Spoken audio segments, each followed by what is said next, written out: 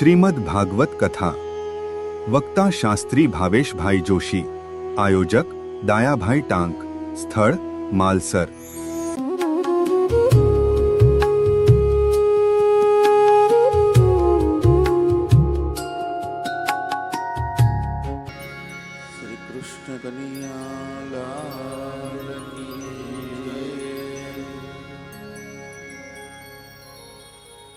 કરારવિંદે પદારવિંદા મુખારવિંદે વિનવેશયંતા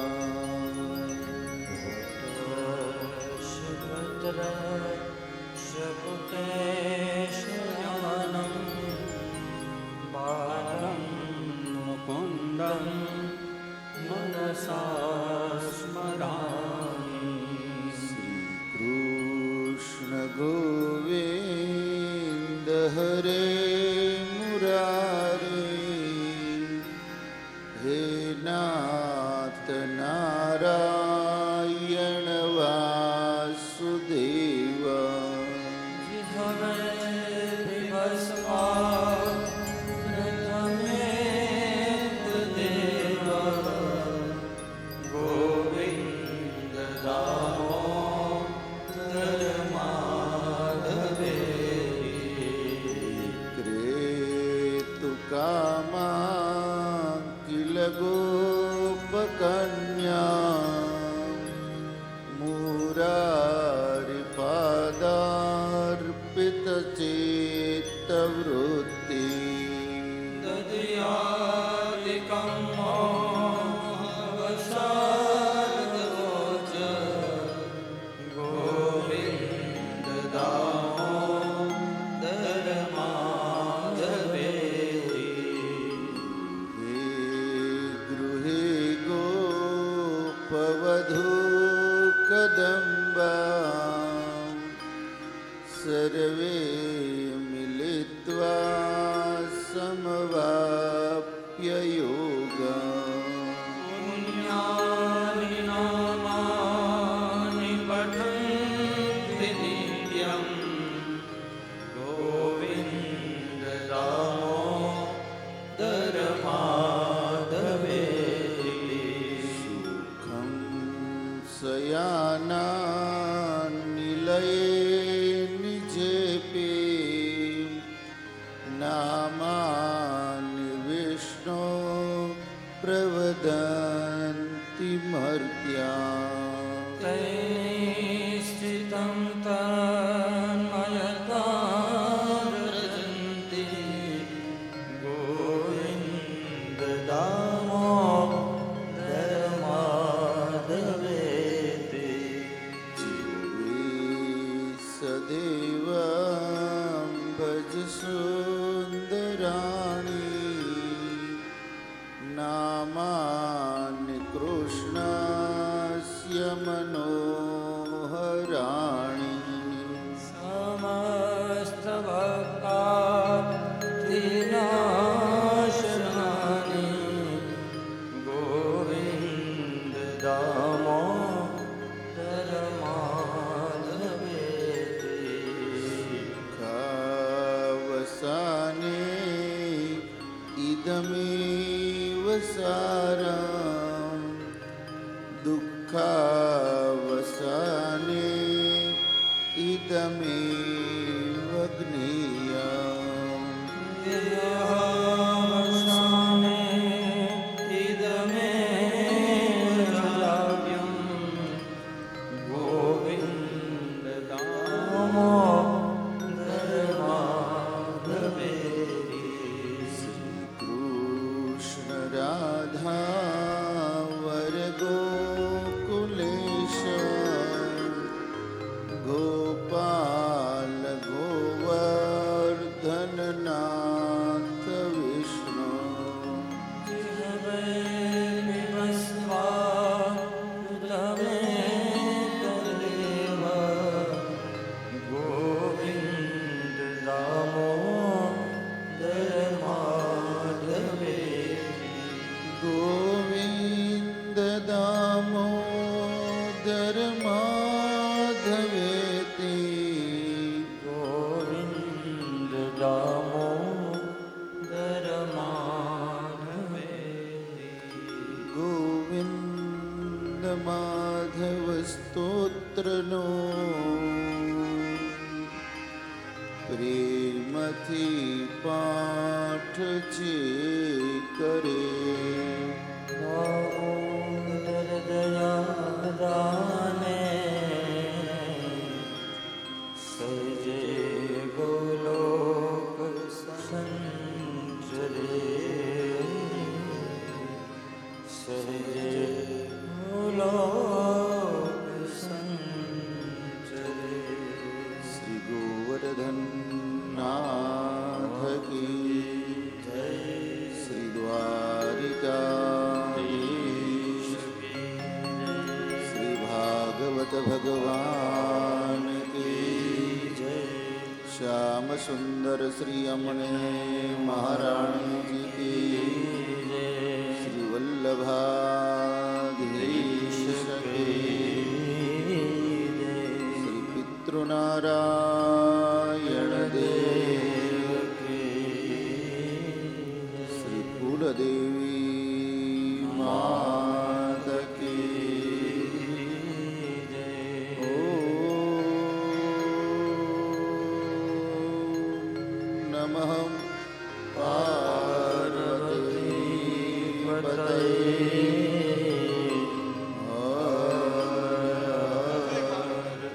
મહાદેવ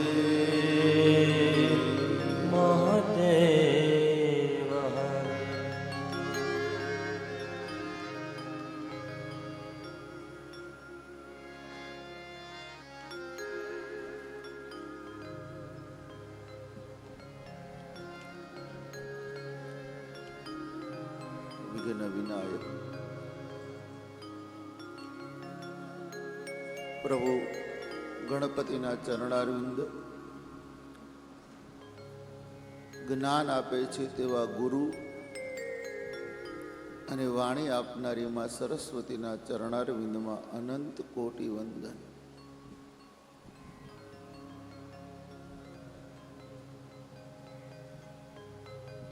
પૃથ્વી ઉપરના પ્રત્યક્ષ દેવ એવા તમામ ભૂદેવોના ચરણારવિંદમાં મારા વંદન. પ્રત્યક્ષ ગંધર્વનું સ્વરૂપમાં સરસ્વતીના ઉપાસકો સંગીતકારોને મારા વંદન. અને આપ તમામ શ્રોતાઓના હૃદયમાં બિરાજમાન મારા પરમ પરમાત્મા નંદ નંદન બાલકૃષ્ણના ચરણારવિંદમાં અનંત કોટી વંદન સાથે જય શ્રી કૃષ્ણ.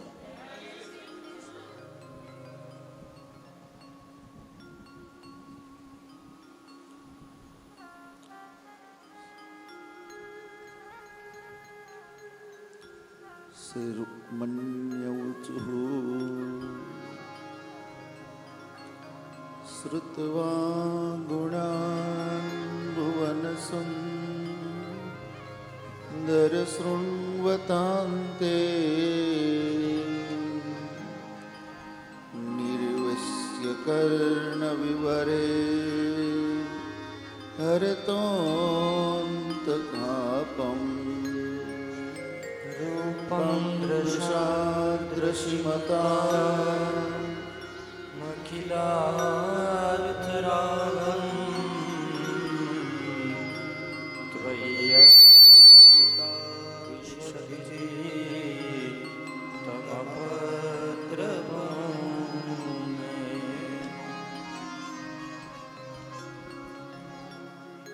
પરમ કૃપાળુ પરમાત્મા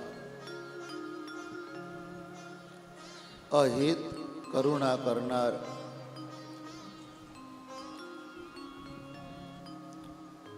મારા અને તમારા ઉપર એટલી કરુણા કરી, હજુ તો એમ લાગે કે શૈલેષભાઈ આપણે મુહૂર્ત લેવાની વાત કરતા હતા, આજે 7મો દિવસ.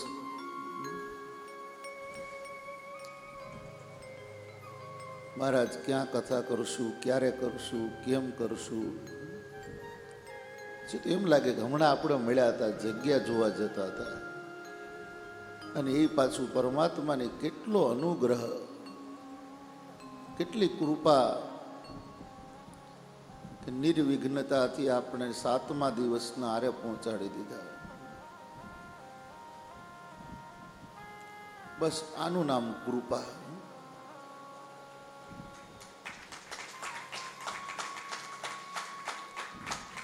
પ્રભુ જગત નિયંતા જગદીશ્વરનો કૃપાનો વરસાદ બહુ ચાલુ જ છે.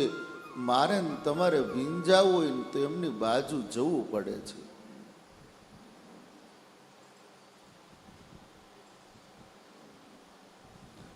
જગત નિયંતા જગદીશ્વરે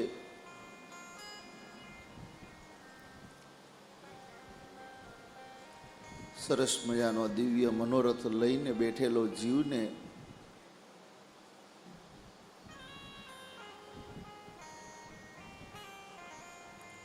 પરમાત્માએ આજે રૂક્મણી ઉપર અનુગ્રહ કર્યો છે.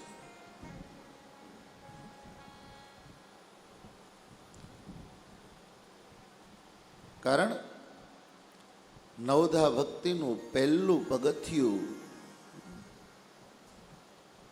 આપણે આપ સાંભળી ગયા. 7મા સ્કંધમાં પણ આવ્યું હતું અને 4થા સ્કંધમાં દેહૂતિએ પણ આવ્યું હતું.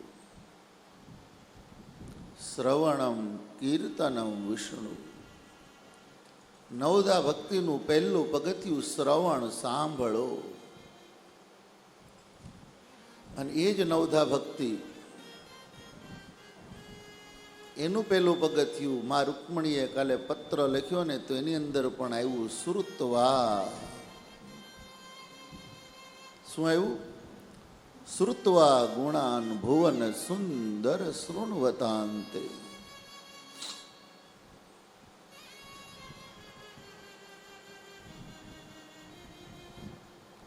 માં ભગવતી ઉપર પૂર્ણ અનુગ્રહ કર્યો પરમાત્માએ. જીવનો પુકાર જ્યારે નીકળે છે ને, જીવની તાલાવેલી જ્યારે પ્રભુ તરફ જાગે છે,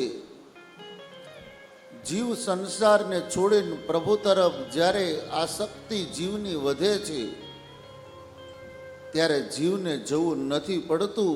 એ જીવનું હરણ કરવા ખુદ પરમાત્મા પોતે આવે છે. નહીતર ક્યાં દ્વારકા, ક્યાં પુંડિનપુર, વિદર્ભ કેટલો દૂર છે. અત્યારની વાત કરું ને તો લગભગ આપણો ઉજ્જૈન એ બાજુનો જે ક્ષેત્ર છે ને એને વિદર્ભ ક્ષેત્ર કીધું છે. હવે એ ઉજ્જૈન બાજુનું ક્ષેત્ર ક્યાં આવ્યું અને ક્યાં દ્વારિકા આવી? પણ મેં કીધું એમ જીવની તાલાવાલી પ્રભુ તરફ જ્યારે જાગે છે, ભક્તની ભક્તિ જાગે ને ત્યારે પરમાત્માની આગળ ભક્તને જવું પડતું નથી. પ્રભુ દોડી નહીં આવે છે. હા, લગ્ન ઉત્સવ તો કાલે આપણે બહુ સરસ રીતે ઉજવ્યો. શું રૂકમણી લાગતા હતા, અને મારો દ્વારકાધીશ તો કેવો સુંદર લાગતો હતો. નજર લાગી જાય મારી.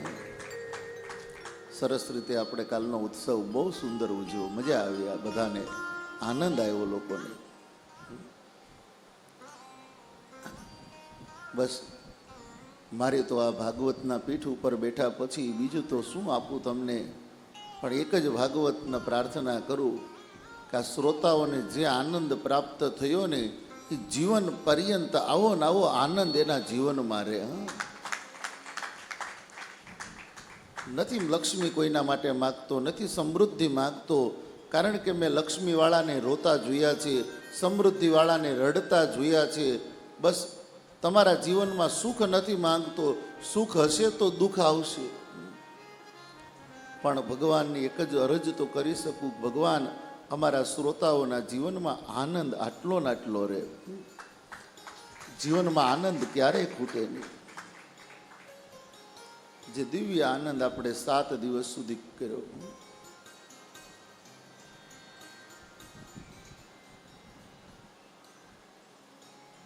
આજે રૂકમણીને પરમાત્માએ સ્વીકાર કર્યો.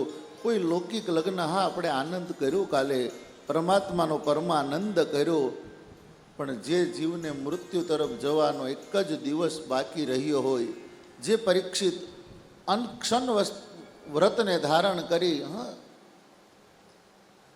અન્ન તો નથી ખાધું, જળ પણ નથી પીધું. હા પરીક્ષિતે આવે છે 10મો સ્કંદ પ્રારંભ થાય ને, અને ત્યારે સુખદેવજી કહે છે સામેથી, બેટા 4 દિવસ થયા તે જળ પણ નથી લીધું, એક કામ કર, તું જળ તો થોડુંક લઈ લે. ત્યારે પરીક્ષિત કહે છે, બાપજી તમારા કથામૃત એટલું બધું મળે છે, અમને જળ પીવાની જરૂર પડતી નથી. હા ભગવત કથામાંથી અમૃત પ્રાપ્ત થાય છે ભાઈ.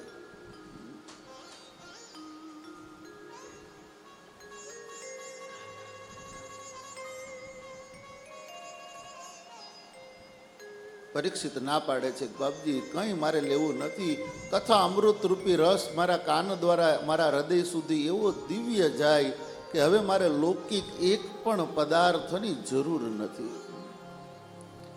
હવે આવો મુમુક્ષુ શ્રોતા સામે બેઠો હોય, યોગીઓનો યોગી પરમ યોગી સુખદેવજી આવી કથા કરતા હોય તો શું લગ્નની કથા કરે? નહીં નહીં, આત્માના પરમાત્માની મિલનની કથા છે. સંસારની અંદર ભટકતો જીવ એ પ્રભુ તરફ કેમ પહોંચે, આ પ્રભુની લગ્નની કથા એ છે. સર્વત્ર ભટકતા કામને એક પરમાત્માની સુધી પહોંચાડવાની કથા એ આ લગ્નની કથા છે. દિવ્ય પરમાત્માના માં રૂકમણીની સાથે માધવપુરની અંદર લગ્ન થયા. ક્યારે? ચૈત્ર સુદ પાંચમ અને ગુરુવાર, મધુમાસની પંચમી તિથિ લખ્યું છે ભાગવતમાં. ચૈત્ર સુદ પાંચમ અને ગુરુવારના દિવસે માધવપુરની અંદર ભગવાનના લગ્ન થયા. આજે પણ યાત્રા કરવા જાઓ ને, દ્વારકાથી પોરબંદર જાઓ એટલે રસ્તામાં આવશે માધવપુર. આજે પણ ત્યાં 3 દિવસનો બહુ મોટો ઉત્સવ ચૈત્ર મહિનામાં થાય. આજે પણ ભગવાનના એ લગ્નના મંડપો ત્યાં છે. અને આપણે વૈષ્ણવો માટે તો 2 કામ, મહાપ્રભુજીની બેઠક પણ ત્યાં છે. મહાપ્રભુજીના દર્શન પણ થશે, દ્વારકાધીશના દર્શન થશે, નાગેશ્વર જ્યોતિર્લિંગના દર્શન થશે, અને આગળ વધો તો પહેલી જ્યોતિર્લિંગ અને આપણો ગુજરાતનો તો બાપ કહેવાય, ભગવાન સોમનાથના દર્શન થશે. એ આખી સળંગ દરિયા કિનારા ઉપર માધવપુર, જેને આપણે ગુજરાતવાળા માધવપુર ઘેડ કહીએ છીએ, આજે પણ એ ભગવાનનો મંડપ છે. એ ભગવાનના ચોરીના થાંભલાઓ, ભગવાનનું ત્યાં મંદિર, બહુ સરસ જગ્યા છે ત્યાં.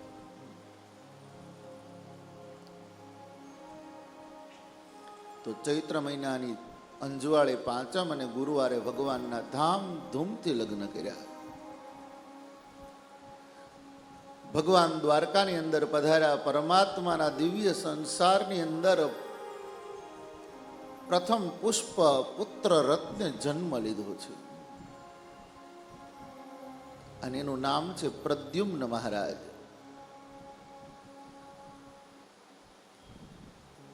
દીકરાનો જન્મ થયો અને ભગવાનના ઘરમાં જ ચોરી થઈ. હજી તો છઠ્ઠીનો દિવસ આવ્યો ને ત્યાં સમરાસુર નામનો એક અસુર એ બાળકને ઉપાડી ગયો. બાળકને ઉપાડીને સમુદ્રની અંદર ફેંકી દીધો.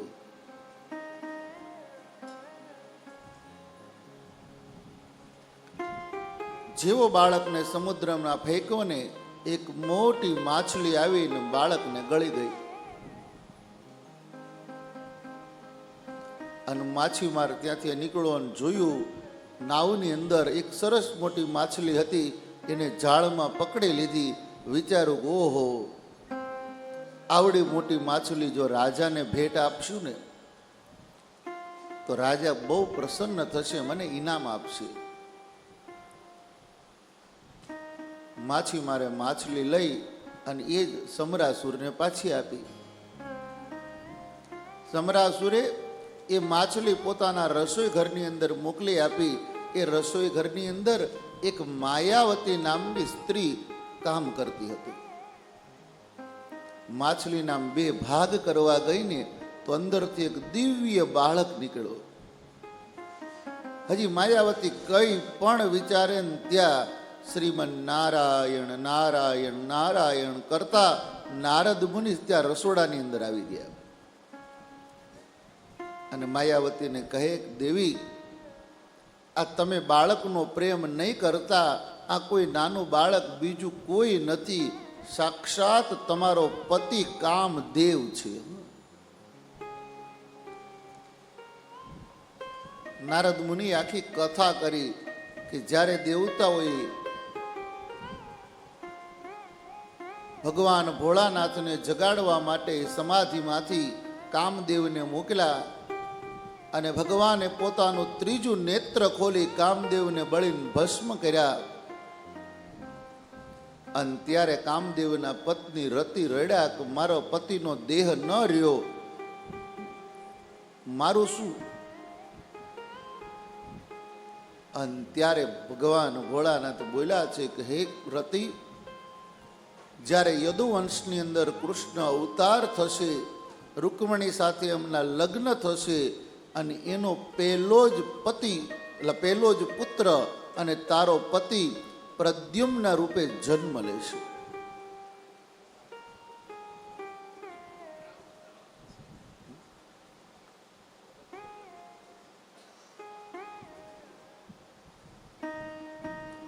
નારદ મુનિ આવી વાત કરી નીકળી ગયા.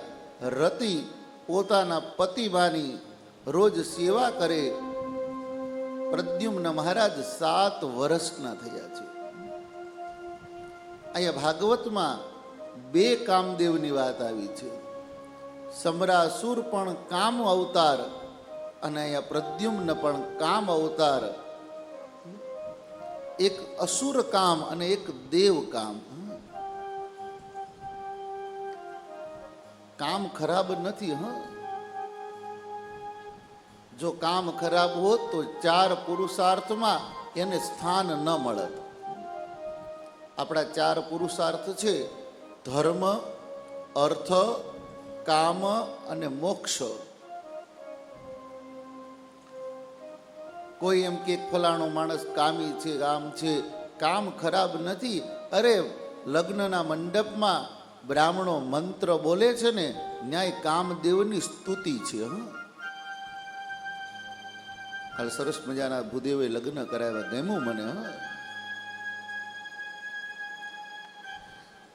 એક દેવ આસક્ત કામ અને એક દેવ વિમુખ કામ, 2 કામ છે. આ લગ્ન શું કામે છે? સર્વત્ર ભટકતા કામને એક સાથે એક જગ્યાએ કેન્દ્રિત કરવો, આનું નામ લગ્ન સંસ્કાર છે.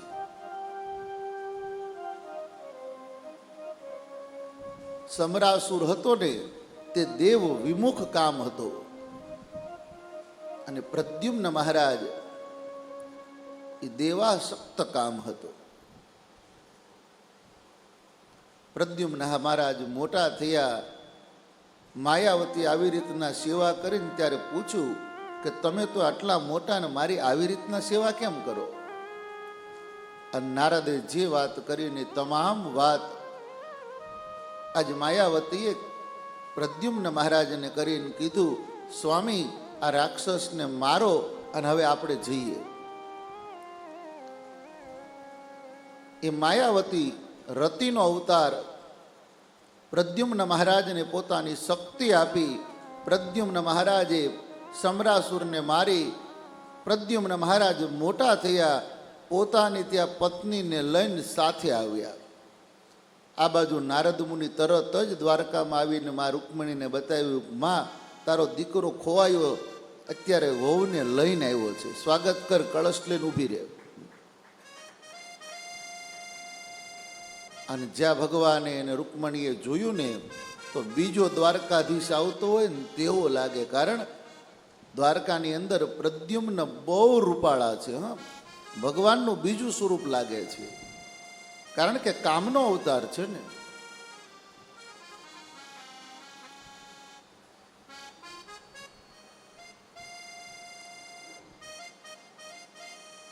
પરમાત્માએ ત્યાં બંનેનું રૂકમણી સાથે સ્વાગત કર્યું. હવે અહીંયા ભગવાનના, કારણ કે પ્રભુ આવે ને તો પરમાત્માની સિદ્ધિઓ પણ એમની સાથે આવે ને આવે. પરમાત્માની 8 સિદ્ધિઓ છે. ભગવાનની કેટલી સિદ્ધિ કહીએ છીએ ને આપણે, અષ્ટ સિદ્ધિ. એમાં ભગવતી જાનકીએ હનુમાનજીને આપી, એટલે આપણે હનુમાન ચાલીસામાં કહીએ અષ્ટ સિદ્ધિ નવ નિધિ કે દાતા. માં જાનકી આગળ તો 8 સિદ્ધિ એકલાની પાસે હતી, અને અહીંયા દ્વારકાની અંદર 8 સિદ્ધિઓ 8 અલગ અલગ રૂપ લઈને આવી હતી.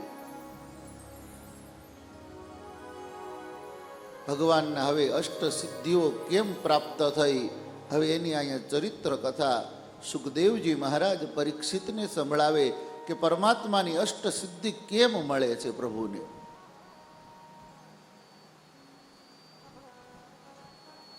તો દ્વારકાનો એક રાજા હતો જેનું નામ હતું સત્રાજીત.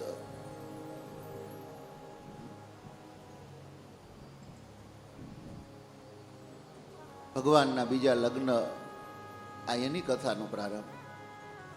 સત્રાજીત રાજા ભગવાન સૂર્યનારાયણનો ઉપાસક હતો. એટલી બધી સૂર્યનારાયણ ભગવાનની ઉપાસના કરતો રાજા એક વખત ભગવાન સૂર્યનારાયણે પ્રસન્ન થઈ અને સત્રાજીતને એક ક્ષેમંતક મણિ આપ્યો છે.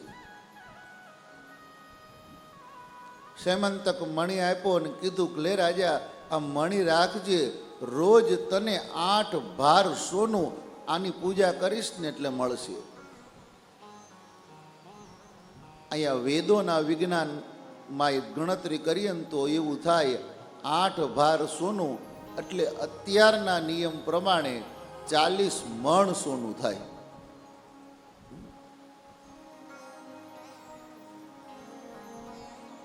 આઠ ભાર સોનું રોજ મળે.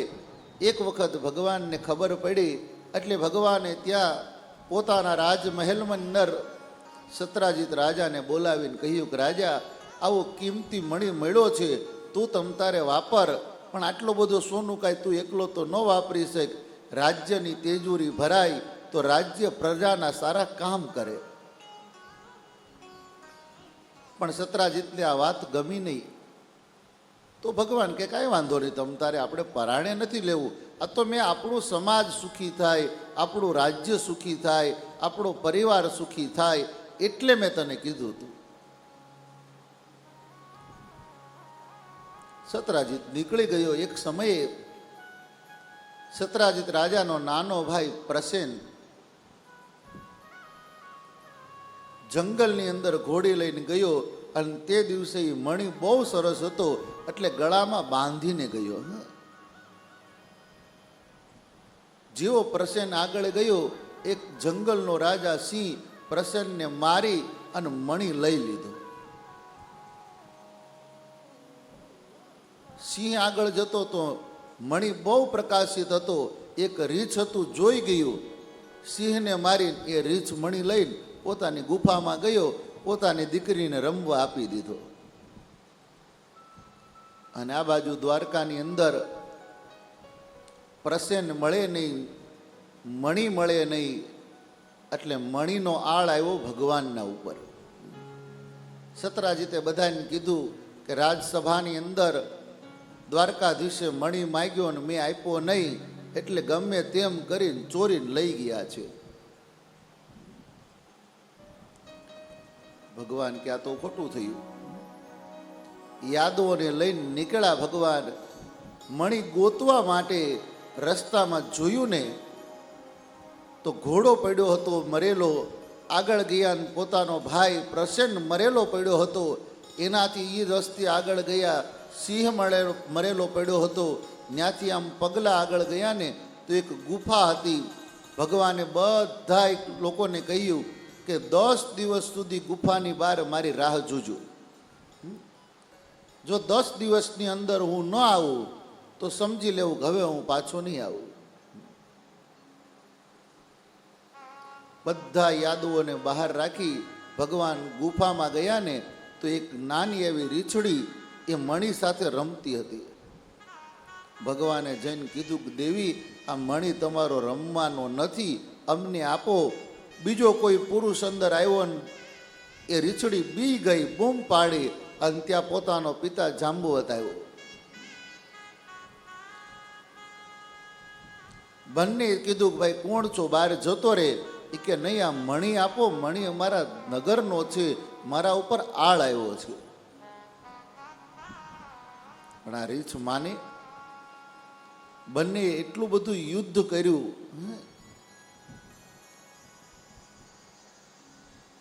લખ્યું છે કથાની અંદર, ભગવાન હારી જાય, ઘડીક ભગવાન જીતી જાય, ઘડીક જાંબુવત હારી જાય, ઘડીક એ જીતી જાય. ભગવાન કે ગયા જન્મમાં યુદ્ધ કરવાની બહુ ઈચ્છા હતી ને, રમાડવા દે 10 દિવસ. કારણ કે રામા અવતારની અંદર બધા યોદ્ધાઓએ યુદ્ધ કર્યું, જાંબુવતે બહુ યુદ્ધ નથી કર્યું. રાવણને માર્યા ને પછી કીધું ભગવાન યુદ્ધ જોયા પછી મને કાંક થાય છે, મારે યુદ્ધ કરવું છે, કોઈ નથી, હાલો આપણે 2 યુદ્ધ કરીએ. રામજી કે ભાઈ હવે થોડું યુદ્ધ કરાય, પૂરું થઈ ગયું યુદ્ધ તો. એ કે પણ હવે બધાનું સુરવીરતા જોયું ને, મારું લોહી હવે ઉકળું છે, તમારે અરે યુદ્ધ તો કરવું જ છે. ભગવાન તો મર્યાદા પુરુષોત્તમ હતો, હાથ જોડીને કીધું તમે મારી બહુ મદદ કરી છે, હું તમારી સામે કેમ હાથ ઉપાડું? પણ તમારી ઈચ્છા છે ને, કંઈ વાંધો નહીં. આમે તમે 4 યુગ સુધી જીવવાના તો છો જ. જાંબુવાન 4 યુગ સુધી પોતે જીવિત રહ્યા છે. સતયુગની અંદર ભગવાન વામન આવ્યા ને, અને એ વામનમાંથી વિરાટ થયા ત્યારે જાંબુવાને ભગવાન વામનની 7 પ્રદક્ષિણા, વિરાટની 7 પ્રદક્ષિણા કરી. એટલે સતયુગમાં પણ હતા.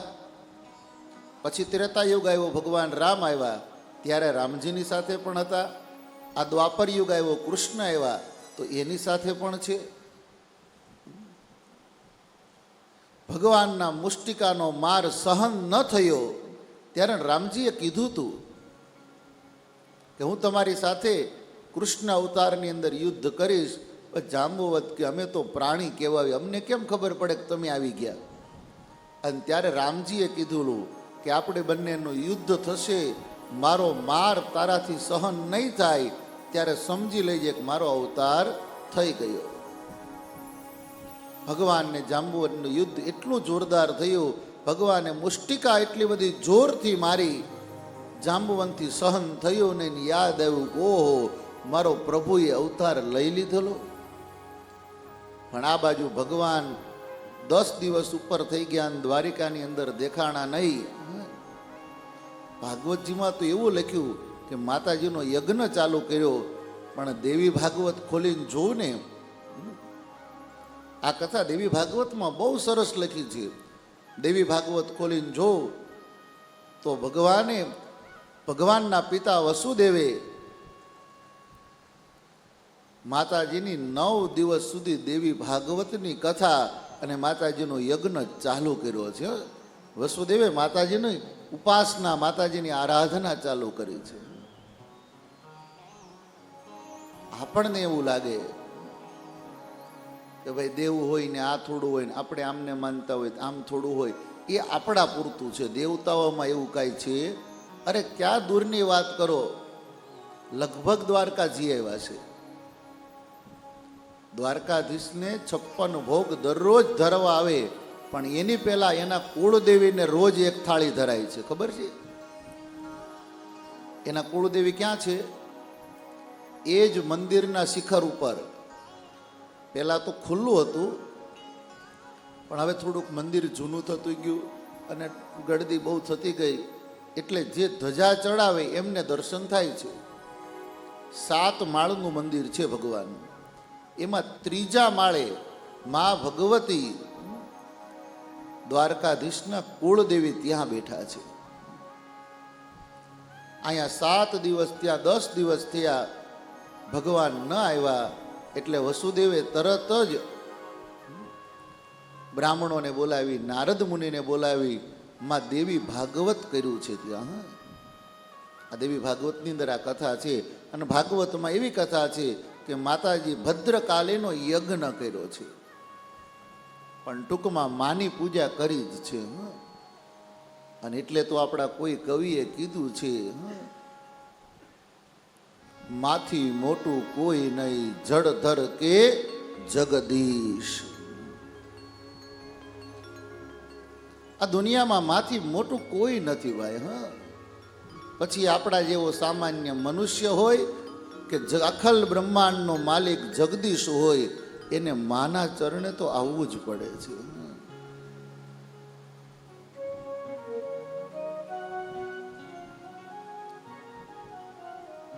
આજે વસુદેવે યજ્ઞ આ બાજુ પ્રારંભ કર્યો, આ બાજુ ભગવાને યુદ્ધ પ્રારંભ કર્યું અને પૂર્ણ કર્યું. જાંબુવંત યુદ્ધની અંદર હારી ગયો. 2 હાથ જોડી ભગવાનને વંદન કર્યા. બોલો ભગવાન, શું સેવા કરું? ભગવાન કે કાંઈ સેવા નથી કરવી. આ તારી દીકરી જે મણી રમે છે ને, એ અમારા સતરાજીત રાજાનો મણી છે. ચોરાઈ ગયો ને ખોટો આળ મારા ઉપર આવ્યો છે, માટે એક કામ કર, આ મણી મને આપી દે. જાંબુવન કે ભગવાન, મણી એમનેમ તો ન આપું, કહેતા હોય તો કરિયાવરમાં આપું. ભગવાન કે કેમ? એ કે આ મારી દીકરી છે, હવે આને હું ગૌઢો થયો, ક્યાં પરણાવવા જાઉં? એક કામ કરો, તમે આની સાથે લગ્ન કરી લો અને કરિયાવરમાં મણી લઈ જાઓ. ભગવાન કે જે મળે તે માળે મણી જોતો છે. એ રીછડી ભગવાને એની સાથે લગ્ન કર્યા. જેવા બહાર નીકળ્યા ને એટલે ભગવાને કીધું, દેવી મોઢું બતાવ્યા જેવું નથી, આ મારું ઉત્તરીય વસ્ત્ર છે ને મોઢા ઉપર ઢાંકી દો, નકર દ્વારકાવાળા મારા દાંત કાઢશે. ભગવાનને કોઈ ન મળ્યું, રીછડી લઈને આવ્યા. રથમાં બેસાડી નીકળી ગયા.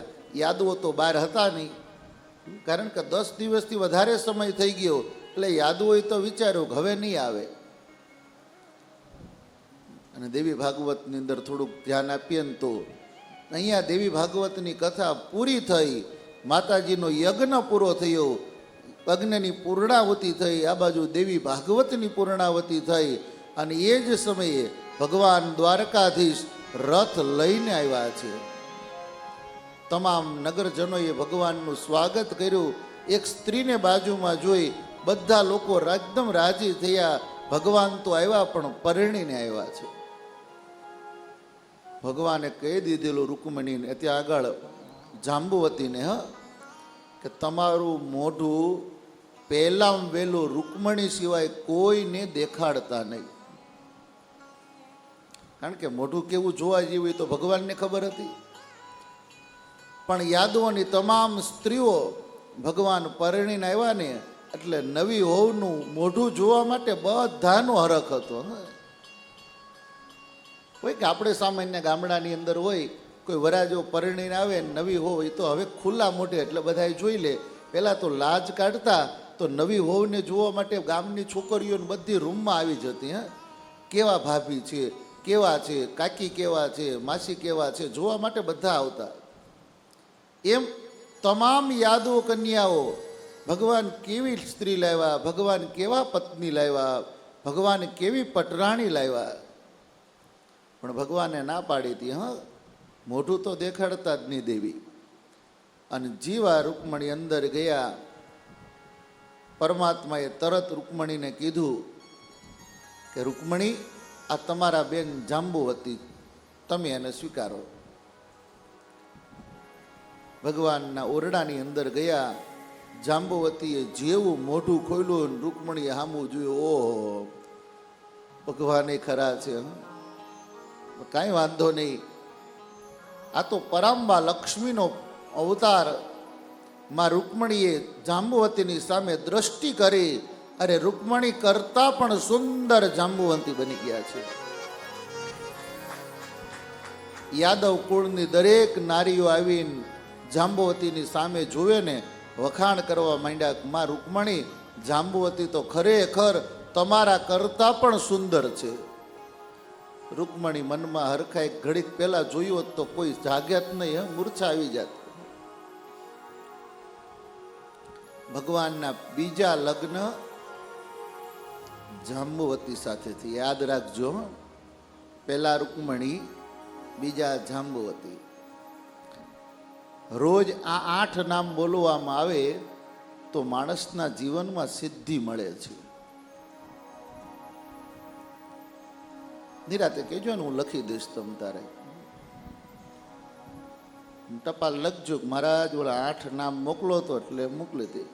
ટપાલ ક્યાંથી? તમ તારે મોબાઈલ નંબર લઈ લેજો ને, કૌશિકભાઈનો.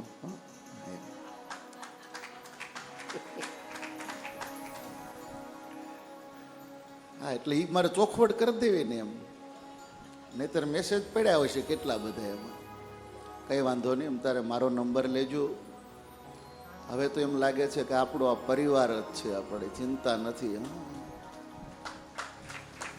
8 દિવસ બહુ પ્રેમ કર્યો દરેક યજમાનોએ.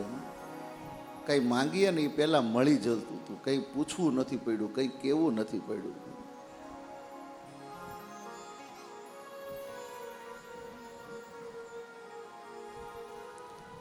આ બાજુ ભગવાન પરિણીને આવ્યા, મણી હતો ને એ સત્રાજીત રાજાને આપી દીધો. સત્રાજીત રાજાને મણી આપ્યો એટલે સત્રાજીત રાજાને થોડીક શરમ આવી, કારણ કે ભગવાનના ઉપર ખોટો આળ લાગ્યો હતો ને. એટલે સત્રાજીત રાજા મણી લેતા નથી. નહીં નહીં મહારાજ, હવે તો મણી મારે ન જોઈએ, મણી તમે રાખો. ભગવાન કે નહીં ભાઈ, મણી તારો હતો અને તું જ રાખ. સત્રાજીત કહે છે કે નહીં નહીં ભગવાન, મારી ભૂલ હતી, મેં તમને આપવાની ના પાડી, હવે તો મણી મારે શું કરવું? બહુ કીધું છતાંય સત્રાજીત રાજા મણી લેતો નથી, પરમાત્મા મણી સ્વીકારતા નથી. તો ત્યાં આગળ સત્રાજીત રાજાએ કીધું કે એક કામ કરો પ્રભુ, તમે મારી દીકરીને સ્વીકાર કરો. સત્રાજીત રાજાની દીકરી સત્યભામા. આમ તો સત્યભામાની સગાઈ કરી લીધી હતી હો સત્રાજીતે. એ જ દ્વારકાનો રાજા સતધનવા સાથે લગ્ન કરી ત્યાં સગાઈ થઈ ગઈ હતી. પણ આજે ભલે સગાઈ થઈ ગઈ હોય તોય સત્રાજીત રાજાએ પોતાની દીકરી સત્યભામાને ભગવાનને આપી દીધી અને કીધું કે હવે દાઈજામાં કરિયાવરમાં મણી લઈ જાઓ. ભગવાન કે નહીં ભાઈ, મણી હું ન લઉં, તમારી દીકરીને કઈ દીકરો આવે ને તો એનો હક છે, એને આપજો, મારે તો હવે મણી જોતી નથી. ભગવાન કે તમ તારે દીકરી આપો, એની હું ના નહીં પાડું. ભગવાનના ત્રીજા લગ્ન સત્યભામા સાથે થયા. હું એક સાથે નામ બોલીશ તમ તારે, એટલે તમારે વારાફરતી એક એક નામ લખવાની. એ જ કરતા હતા ને શૈલેષભાઈ? મહારાજને ભગવાનની સાથે રહેતા હોય એટલે ભગવાનના થોડાક તો આવે કે નહીં એમ. અમારા ગુરુજી કહેતા ને મેં ક્યાંકથી સાંભળ્યું પણ છે કે ભગવાનને આંખો નથી, ભગવાનની આપણી ભાષામાં કહીએ ને એક્સરે છે. આંખો હોય એ બહારનું જોવે, એક્સરે હોય એ અંદરનું જોવે. હું ને તમે કેવા છીએ એ મને ને તમને ખબર પડે, પણ અમે હું ને તમે અંદરથી કેવા છીએ એ તો ભગવાનને જ ખબર પડે. આ ચામડાની આંખું હું ને તમે કેવા છીએ દેખાય, પણ અંદરનો માયલો કેવો છે એ તો પ્રભુને જ ખબર પડે ને. આ બાજુ ભગવાનના ત્રીજા લગ્ન સત્યભામાની સાથે થયા. સત્યભામાને લઈને પ્રભુ પોતાના ઘરે આવ્યા. આ બાજુ સતધનવાને અક્રૂરે એક વખત ખીજ્યું કે તારામાં કાંઈ નથી. સતરાજીતે એની દીકરીની સગાઈ તારી હારે કરી અને પરણાવી દીધો ભગવાન કૃષ્ણને. તું તો એમનેમ જ રહી ગયો ને. એટલે અક્રૂર અને સતધનવા બંને સાથે મળી અને સત્રાજીત રાજાને મારી નાખ્યા. મારી તો નાખ્યા, પણ મણી લઈ અને સતધનવા ત્યાંથી નીકળ્યો. વિચાર કર્યો કે હું પકડાઈ જઈશ તો ભગવાન મને મારશે, એટલે મણી સાચવવા આપી દીધો અક્રૂર મહારાજને.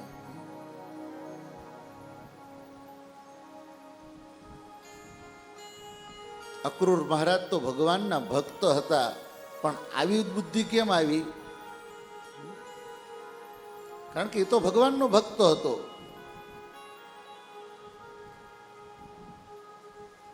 તો શ્રીધર સ્વામીએ શ્રીધર ટીકાની અંદર આની બહુ સરસ વાત કરી છે. ભાગવતના ઉપર કેટલા બધા લોકોએ લેખ લખ્યા છે. એનું નામ કહેવાય ટીકા. જે ભાગવતના ઉપર લેખ લખે ભાગવતની ટીકા. એમાંનું સારામાં સારી ટીકા ભાગવતની જોઈએ ને તો શ્રીધર સ્વામીની ટીકા છે. શ્રીધર સ્વામીએ બહુ સરસ વાત કરી કે ભાઈ અક્રૂરજીને તો ભગવાનના માયામાં દર્શન જ્યારે અક્રૂરજી લેવા ગયા હતા ગોકુળમાં, ત્યારે તો ભગવાનની માયાના દર્શન થયા હતા. અક્રૂરજી તો બહુ માનતા હતા ભગવાનને, તો પછી એણે સતધનવાનો સાથ શું કામ આપ્યો? શું કામ મણી લઈને નીકળી ગયા? પણ એ ભગવાનથી થોડોક વિમુખ થયો. એના બે કારણ. એક, જીવ ગમે તેટલો ભગવાનની પાસે હશે, પણ એક વખત કુસુંગ મને ને તમને થશે ને તો મારી ને તમારી બુદ્ધિ ભટકી જશે. માટે ભક્તિની અંદર કુસંગ ક્યારેય ન થવા દેવો. તમે ગમે તેવા સારા હશો, પણ થોડોક નાનો એવો કુસંગ આવી ગયો તો મારી ને તમારી તમામ ભક્તિને ત્યાં નીચે પડી જશે. આપણે કહીએ છીએ ને, માણસ ગમે તેવો સારો દૂધપાક ખાય, કાજુ બદામ પિસ્તા ઇલાયચી નાખીને સરસ મજાનો તમે દૂધપાક ખાઓ, પણ એના ઉપર નાનું એવું બટકું મૂળાનું ખાઈ જાઓ, અને જ્યારે તમને ડકાર આવશે ને તો એ મૂળાનો ડકાર આવશે. નકર મૂળાનું તો એક નાનું એવું ચિપ્સ ખાલી નાનું એવું બટકું ખાધું હોય, અને દૂધપાક તો 2-3 કટોરા સારામાં સારો કેસર બદામ પિસ્તાવાળો ખાધો હોય. એમ તમારી ભક્તિ ગમે તેટલી હશે, તમારી જ્ઞાન ગમે તેટલું હશે, તમારી સેવા ગમે તેટલી હશે, પણ નાનો એવો કુસંગ જો તમારા જીવનમાં આવશે ને તો તમને ઓટકાર કુસંગનો પહેલા આવશે, ભક્તિનો નહીં આવે તમને. માટે કુસંગથી બને ને એટલા દૂર રહ્યો,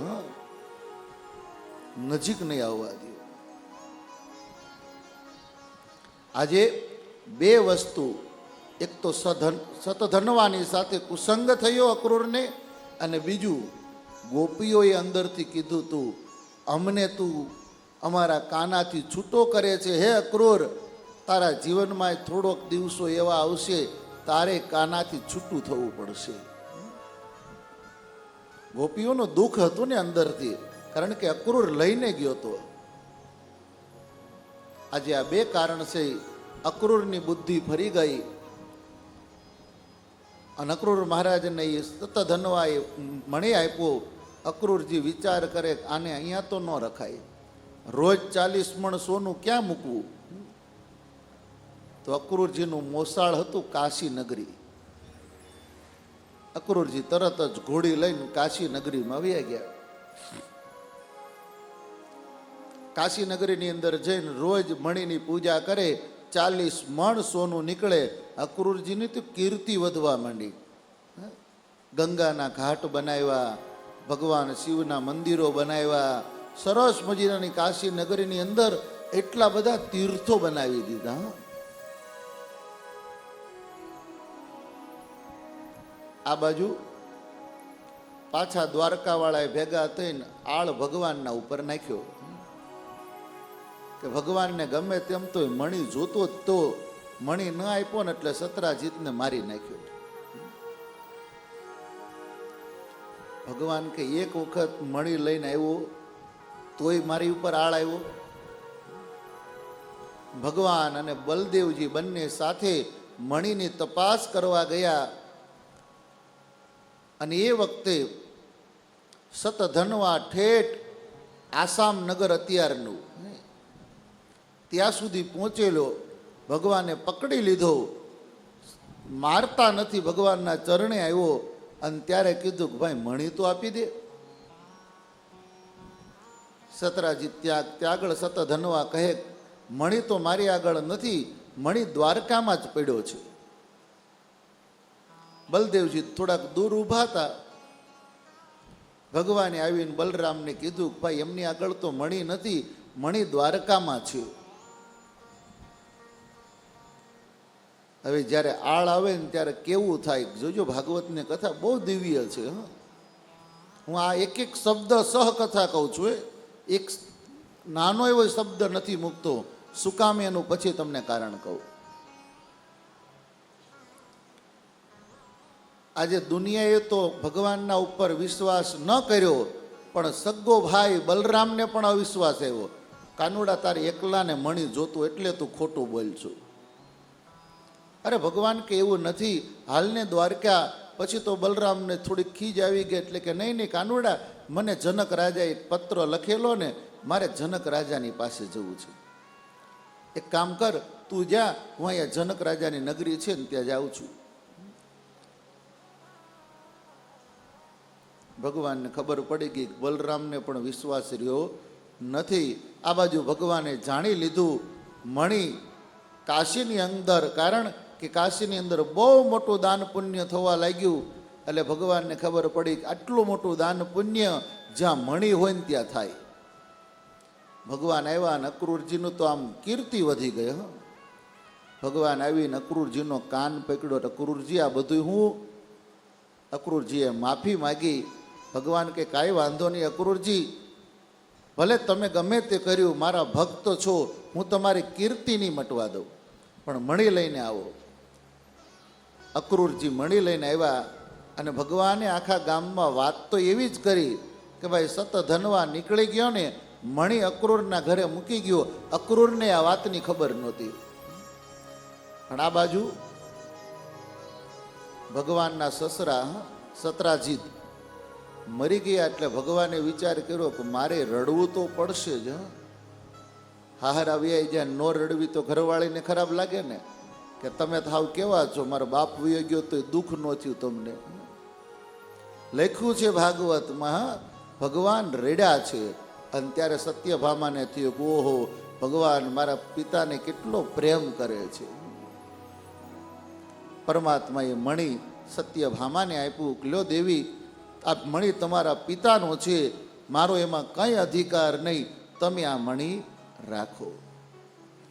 આ ભાગવતની અંદર સેમંતક મણીના આ 2 અધ્યાયની કથા મેં એક એક શ્લોક મૂક્યા વગરની કરી, એટલા માટે કે સેમંતક મણીની જે કોઈ પાઠ કરે એના ઉપર મુશ્કેલી આવી હોય, ખોટો આળ આવ્યો હોય, તમારી કોઈએ અપકીર્તિ કરી હોય, તો જે વ્યક્તિ આ સેમંતક મણીનો 2 અધ્યાયનો પાઠ કરે એના જીવનની અંદર આવેલી મુશ્કેલી, ખોટો આળ અને અપકીર્તિ એને ભગવાન દૂર કરે છે.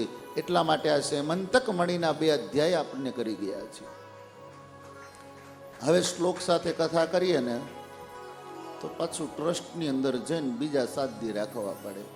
કારણ કે હવે તો 7 નહીં, કેટલા દિવસ ટૂંકા પડે.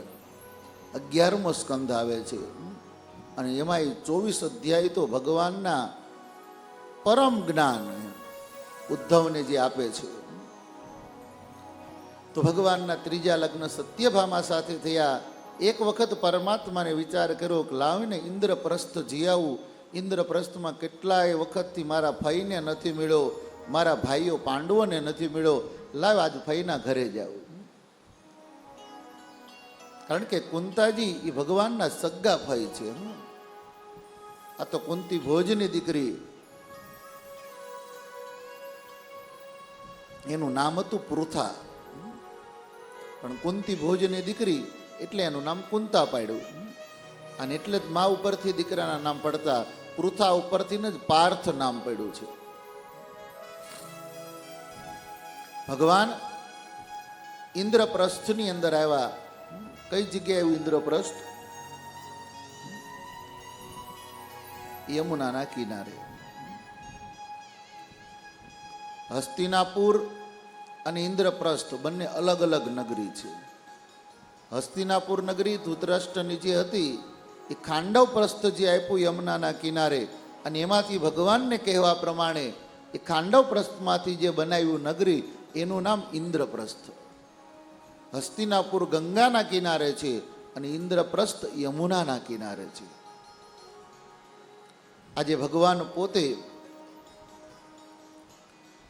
રથ લઈને આવ્યા. માતા ફૈબાને વંદન કર્યા, ફૈબાની પ્રાર્થના કરી, ભાઈઓને મળ્યા, યુધિષ્ઠિર આદિ મોટા ભાઈઓને વંદન કર્યા, અને પોતાનો મિત્ર નાનપણનો અર્જુન મહારાજ એમને રથમાં લઈને નીકળ્યા. ચાલો આપણે રથમાં ઇન્દ્રપ્રસ્થ નગરી જોવા જઈએ. હવે રથમાં બેસીને ભગવાન નીકળ્યા ને ત્યાં યમુનાના કિનારે એક સ્ત્રી તપ કરતી હતી. ભગવાને અર્જુનને કીધું કે આ તપ કોણ કરે, જાણતો ખરો? અને એ જ વખતે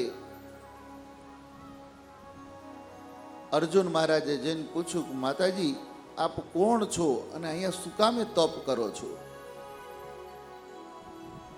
અને ત્યારે કીધું કે હું સૂર્યની પુત્રી કાલિંદી છું. ભગવાન નારાયણ મને પતિ તરીકે મળે ને એટલે તપ કરું છું. અર્જુને આવીને કીધું ભગવાન આ તો તમારું સરનામું ગોતે છે. ભગવાન કે તો અર્જુન તું બીજા રથમાં, હું આ રથમાં બેસી જાઉં. તરત જ પરમાત્માએ કાલિંદીનો સ્વીકાર કર્યો. ભગવાન સૂર્યનારાયણની દીકરી છે આ. ભગવાને હિમાલયની અંદર અનેક પર્વતો છે, એમાં સ્ત્રી પર્વતો અને પુરુષ પર્વતો બે છે. સૂર્યનારાયણ ભગવાન હિમાલયની અંદર પોતાનું દેહ ધારણ કરીને ગયા અને ત્યારે સ્ત્રી પર્વત કાલિંદ પર્વત હતો. એ કાલિંદ પર્વતની અધિષ્ઠાત્રી દેવી એની સાથે લગ્ન કર્યા અને એ કાલિંદ સાથે લગ્ન કર્યાથી ભગવાનને દીકરી થઈ, એ કાલિંદી. અને ભગવાન સૂર્યનારાયણે બીજા લગ્ન વિશ્વકર્માની દીકરી સાથે કર્યા, છાયા સાથે, સંજ્ઞા સાથે, અને એમને ત્યાં દીકરી થઈ, એ યમુના મહારાણી. આ કાલિંદી અને યમુના મહારાણી બંને અલગ છે બંને સૂર્યપુત્રી, પણ બંનેના પત્નીઓ અલગ અલગ. ત્યાં પરમાત્માએ કાલિંદીને રથમાં બેસાડી લાવ્યા હસ્તિનાપુર. ફૈબાને કીધું ફૈબા લોટો ઉતારો, તમારે ભત્રીજીને લઈને આવ્યો છું. ભગવાનના ચોથા લગ્ન થયા અહીંયા. કાલિંદીને લઈને પરમાત્મા દ્વારકાની અંદર આવ્યા. ત્યાર પછી ભગવાનના લગ્ન ઉજ્જૈનની અંદર બે રાજા હતા, બે ભાઈઓ હતા, વિંદ અને અનુવિંદ. અને એની એક નાની બહેન, એનું નામ મિત્ર વૃંદા. કેમ લગ્ન કર્યા, ભગવાનનું પરાક્રમ, એ કથાઓ હવે બહુ ડીપમાં નથી કહેતો. ભગવાને લગ્ન કર્યા એટલી ખાલી કથા કરીએ. મિત્ર અને મિંદ અને અનુવિંદની પોત નાની બેન મિત્ર વૃંદા સાથે ભગવાને 5મા લગ્ન કર્યા. પછી કૌશલ દેશના રાજા નગ્નજીતની દીકરી સત્યા સાથે ભગવાને 6ઠા લગ્ન કર્યા. એ જ દેશની બાજુનો દેશ અને ભગવાનના ફઈની દીકરી ભદ્રા સાથે ભગવાને 7મા લગ્ન કર્યા. અને છેલ્લા લગ્ન ભગવાને લક્ષ્મણા સાથે કર્યા. થઈ ગઈ 8. રૂકમિણી, સત્યભામા, જાંબુવતી, કાલિંદી, મિત્રવૃંદા, સત્યા, ભદ્રા અને લક્ષ્મણા આવી ગયા ને 8. રૂકમિણી, જાંબુવતી, સત્યભામા, કાલિંદી, મિત્રવૃંદા, સત્યા, ભદ્રા અને લક્ષ્મણા. આ 8 ભગવાનની સિદ્ધિઓ રોજ સવારે ઉઠી આના નામ ઠાકોરજીના નામ સાથે લેવામાં આવે. માણસના જીવનની અંદર ભક્તિ અને સિદ્ધિ આ બંને પ્રાપ્ત થાય છે. 8 સિદ્ધિ ભગવાને મળી. એક દિવસ એક રાજા ભગવાનની પાસે આવીને કહ્યું કે હે પરમાત્મા, એક ભૌમાસુર નામનો એક મોટો અસુર રાજા 16,000 રાણીઓને કેદ કરીને બેઠો છે.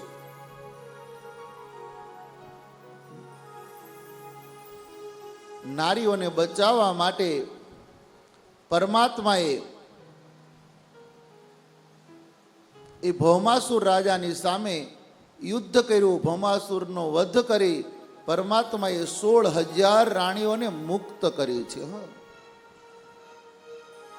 16,000 રાણીઓને મુક્ત કરીને કીધું કે રાણીઓ જાઓ, તમે તમારા વતનની અંદર, તમારા પિયરની અંદર, તમારા દેશની અંદર. 16,000 રાણીઓ કહે છે કે મહારાજ, આ ભૌમાસુર અમને પકડીને લાવ્યો છે. હવે અમારો પતિ કે અમારા પિતા કે અમારા ભાઈ અમારો સ્વીકાર નહીં કરે.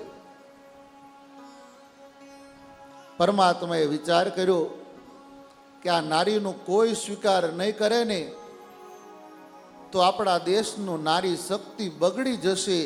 અને એક વખત નારી શક્તિ બગડી તો એ દેશનો નાશ થશે. કારણ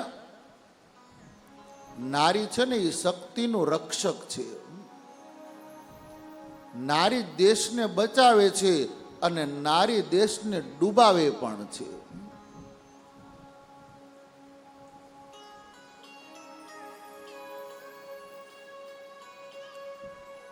એટલા માટે તો આપણા શાસ્ત્રોએ કીધું છે યત્રસ્તુ નારી પૂજ્યંતુ રમ્યંતુ તત્ર દેવતા. જ્યાં નારીનું પૂજા થતી હોય, જ્યાં શક્તિની પૂજા થતી હોય, ત્યાં દેવતાઓ પણ આનંદ કરે છે. આપણા ભારત વર્ષની અંદર જે સમયે યવનોનું રાજ હતું ને, યવનોએ આવીને આપણા ભારતને એટલો બધો પરેશાન કર્યો હતો. યવનોએ આવીને આપણી સંસ્કૃતિ ઉપર એટલો પ્રહાર કર્યો હતો. અને એવા સમયની વાત કરું, એક ભિક્ષુક આવ્યા અને એક ભારતની આર્ય નારીની આગળ ઉભા રહીને કીધું ભિક્ષાન દેહી. આ નારી તત્વને કેટલી તાકાત! કથા યાદ આવી એટલે તમને કહી દઉં, નહીતર તો મારી ઘડિયાળ ઉપર ધ્યાન છે. એ ભારતની નારીની અંદર આગળ આવીને કીધું ભિક્ષાન દેહી. પેલી નારીએ સ્વામીને ભિક્ષા આપી અને બોલ્યો શું આપું મહારાજ, કયો આશીર્વાદ આપું?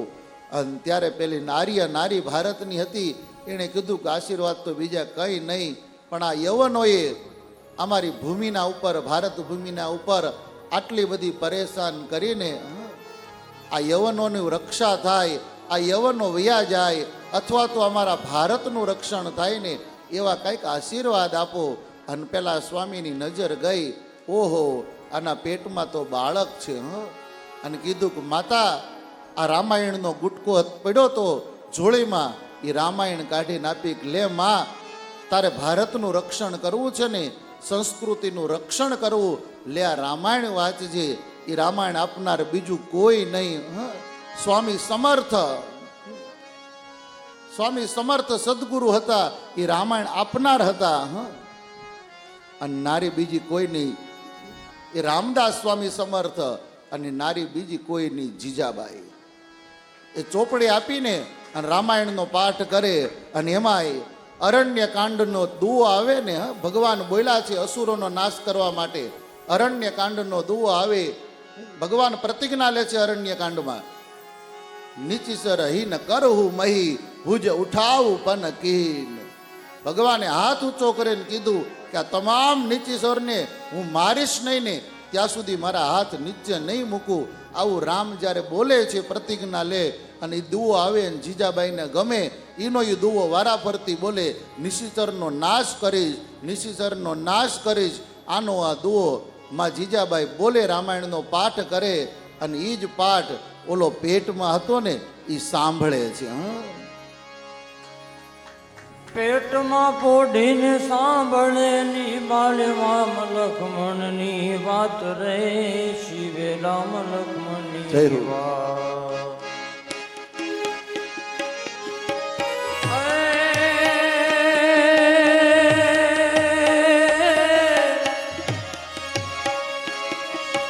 પેટમાં પોઢીને સાંભળેલી શિવે રામ લક્ષ્મણની વાત રે, શિવે રામ લક્ષ્મણની વાત. માતાજીના મુખ તે દીધી, ઉડી એની ઊંઘ તે દીધી, શિવાજીને નીંદ રૂલાવે, માતાજી જબાઈ ડુલાવે. આભમાં ઊંઘેલ ચાંદલો ને જીજાબાઈ ને આગા બાળ રે, જીજાબાઈ ને આગા બાળ. ધન ધન ડુંગરા તોલે, શિવાજીને નીંદરો નાવે, માતાજી જબાઈ ડુલાવે.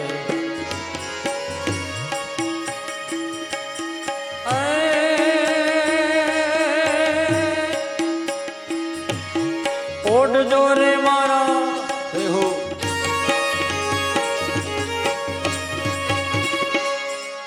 પોઢ જોરે મારા બાળ, પોઢી લેજો પેટ ભરીને આજ રે, શિવા પેટ ભરીને આ.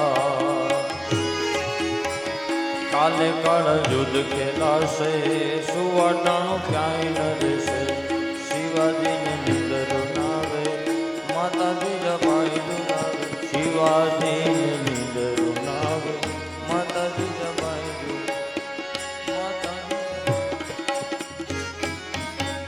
શ્રી ભારત માત કી જય. આર્ય નારીની તાકાત છે, એ ધારે ને તો એના કુખેથી આવો પ્રતાપી શિવાજી પણ જન્મે છે. ભગવાને વિચાર કર્યો, જો નારી શક્તિ બગડશે, આ નારીનો કોઈ સ્વામી નહીં થાય, નારી શક્તિ બગડી જશે તો મારી નગરી બગડી જશે. એક જ ક્ષણમાં વિલંબ કર્યા વગર પરમાત્માએ 16,000 એ સ્ત્રીઓનો સ્વીકાર કર્યો. ભગવાને પોતાના 16,000 સ્વરૂપ લઈ એક મુહૂર્તની અંદર એ 16,000 રાણીઓને પરણી ગયા છે.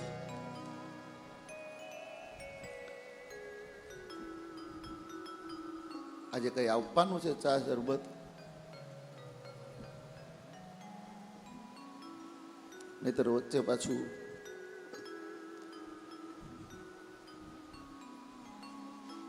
ઓકે, કાંઈ વાંધો નહીં. તમ તારે આજે તમારી ઘણી કથાઓ છે, તૈયાર થાય ત્યારે કહેજો અમને. હા,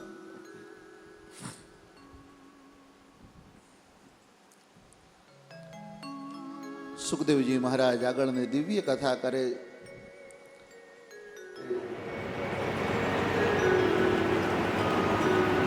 પરમાત્માનો આ દિવ્ય સંસાર કેટલી રાણી થઈ ગઈ? 16,008.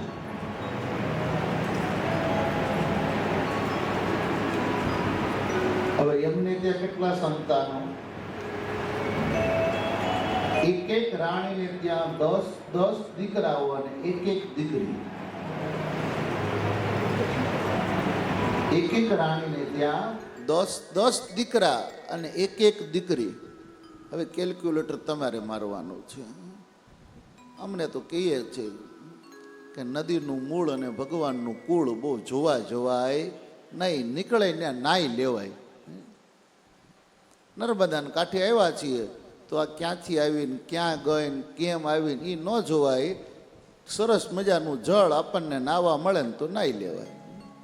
એમ નદીનું મૂળ અને પ્રભુનું કુળ બહુ જોવા જવા જેવું નથી. કેટલા સંતાનો થયા એ ખબર નથી, પણ ભગવાનના દીકરાઓને ભણાવવા માટે 10,000 ગુરુજીઓ દ્વારકામાં હતા.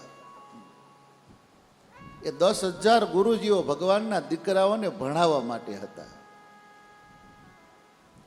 હવે ભગવાનના વંશની આગળ કથા સુખદેવજી મહારાજ કહે છે. શું કામે? ભગવાન ચતુર્વ્યુહ રૂપે પ્રગટ થયા એટલા માટે. નહીતર બધાય દીકરાની કથા કહેતો તો બીજું ભાગવત એવડું લખાય ને. પણ ભગવાન ચતુર્વ્યુહ રૂપે પ્રગટ થયા છે. ભગવાનના 4 અંશ. પેલા રામ જન્મની અંદર પણ ભગવાનના 4 અંશ, રામ, ભરત, લક્ષ્મણ અને શત્રુઘ્ન. અહીંયા પણ ભગવાન પોતે બલરામ, પ્રદ્યુમ્ન અને અનિરુદ્ધ.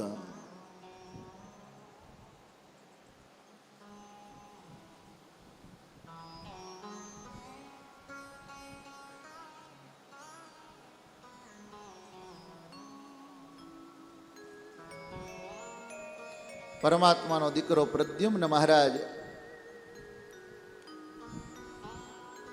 અને એ પ્રદ્યુમ્ન મહારાજના લગ્ન થયા. ક્યાં પરિણો? મોહાળમાં જ, જ્યાં ભગવાન પરિણ્યા. એ ભગવાનની શાળાની દીકરી સાથે એમનો દીકરો પરિણ્યો. આજે પણ ક્ષત્રિયોમાં મામા ફઈનો વ્યવહાર આજે પણ છે. ફઈની પાછળ ભત્રીજી આજે પણ મેં જોયું છે મારા ગામમાં. એટલે પ્રદ્યુમ્ન મહારાજ પોતાના મોસાળમાં જ પરિણા અને એમને ત્યાં દીકરો થયો. એમનું નામ અનિરુદ્ધ મહારાજ.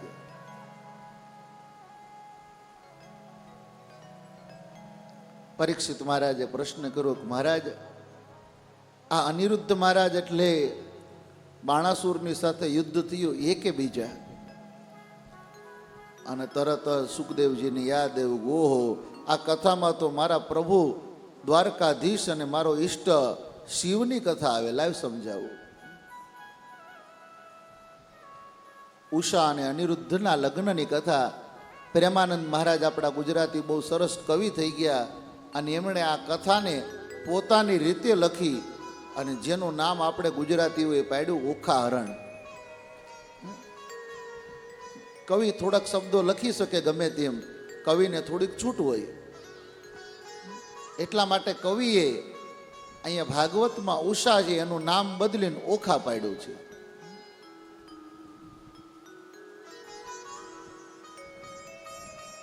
બાણાસુરને ભગવાન શિવનો પરમ ભક્ત હતો. શિવજીનો પરમ ભક્ત હતો. શિવજીની સાથે ત્યાં બહુ તપ કર્યું એટલે ભગવાન પ્રસન્ન થયા અને માગ. એટલે બાણાસુર કે મને 1000 હાથ આપો. હવે કેવડું મોટું શરીર હશે, 1000 હાથ સમાય? ભગવાને 1000 હાથ આપ્યા. બાણાસુર હાથની અંદર તાળી પાડે. ભગવાન બહુ રાજી થાય, બોલ પાછો શું કામ પ્રસન્ન કર્યો મને? એ કે હવે 1000 હાથ આપ્યા છે, કોઈ બાંધતું નથી, તમે મારી હારે બાંધો, યુદ્ધ કરો. એટલે ભગવાન કે મેં તને વરદાન આપ્યું ને મારી હારે? એ કે પણ મારી હારે કોઈ બાંધતું નથી, હું બધાને જીતી લીધો, કોણ બાંધશે મારી હારે? અને ત્યારે ભગવાને એક ધજા આપી, કીધું કે લે આ ધજા તારા ઘરની ઉપર રાખજે, આ ધજા જે દિવસે તૂટશે ને તે દિવસ તારી સામે બાંધવા વાળો આવી જશે. પણ એ કોણ હશે? એ કે કોઈ બહારનો નહીં હોય, તારો જમાય જ હશે. હવે કીધું તો ખરું, પણ હવે અંદરથી તો બીક લાગે ને કે બાદશે ને ભોળાનાથે કીધું ને કદાચ મારી નાખશે તો. વિચારું દીકરીના લગ્ન કરું તો જમાય આવે ને. એટલે સરસ મજાની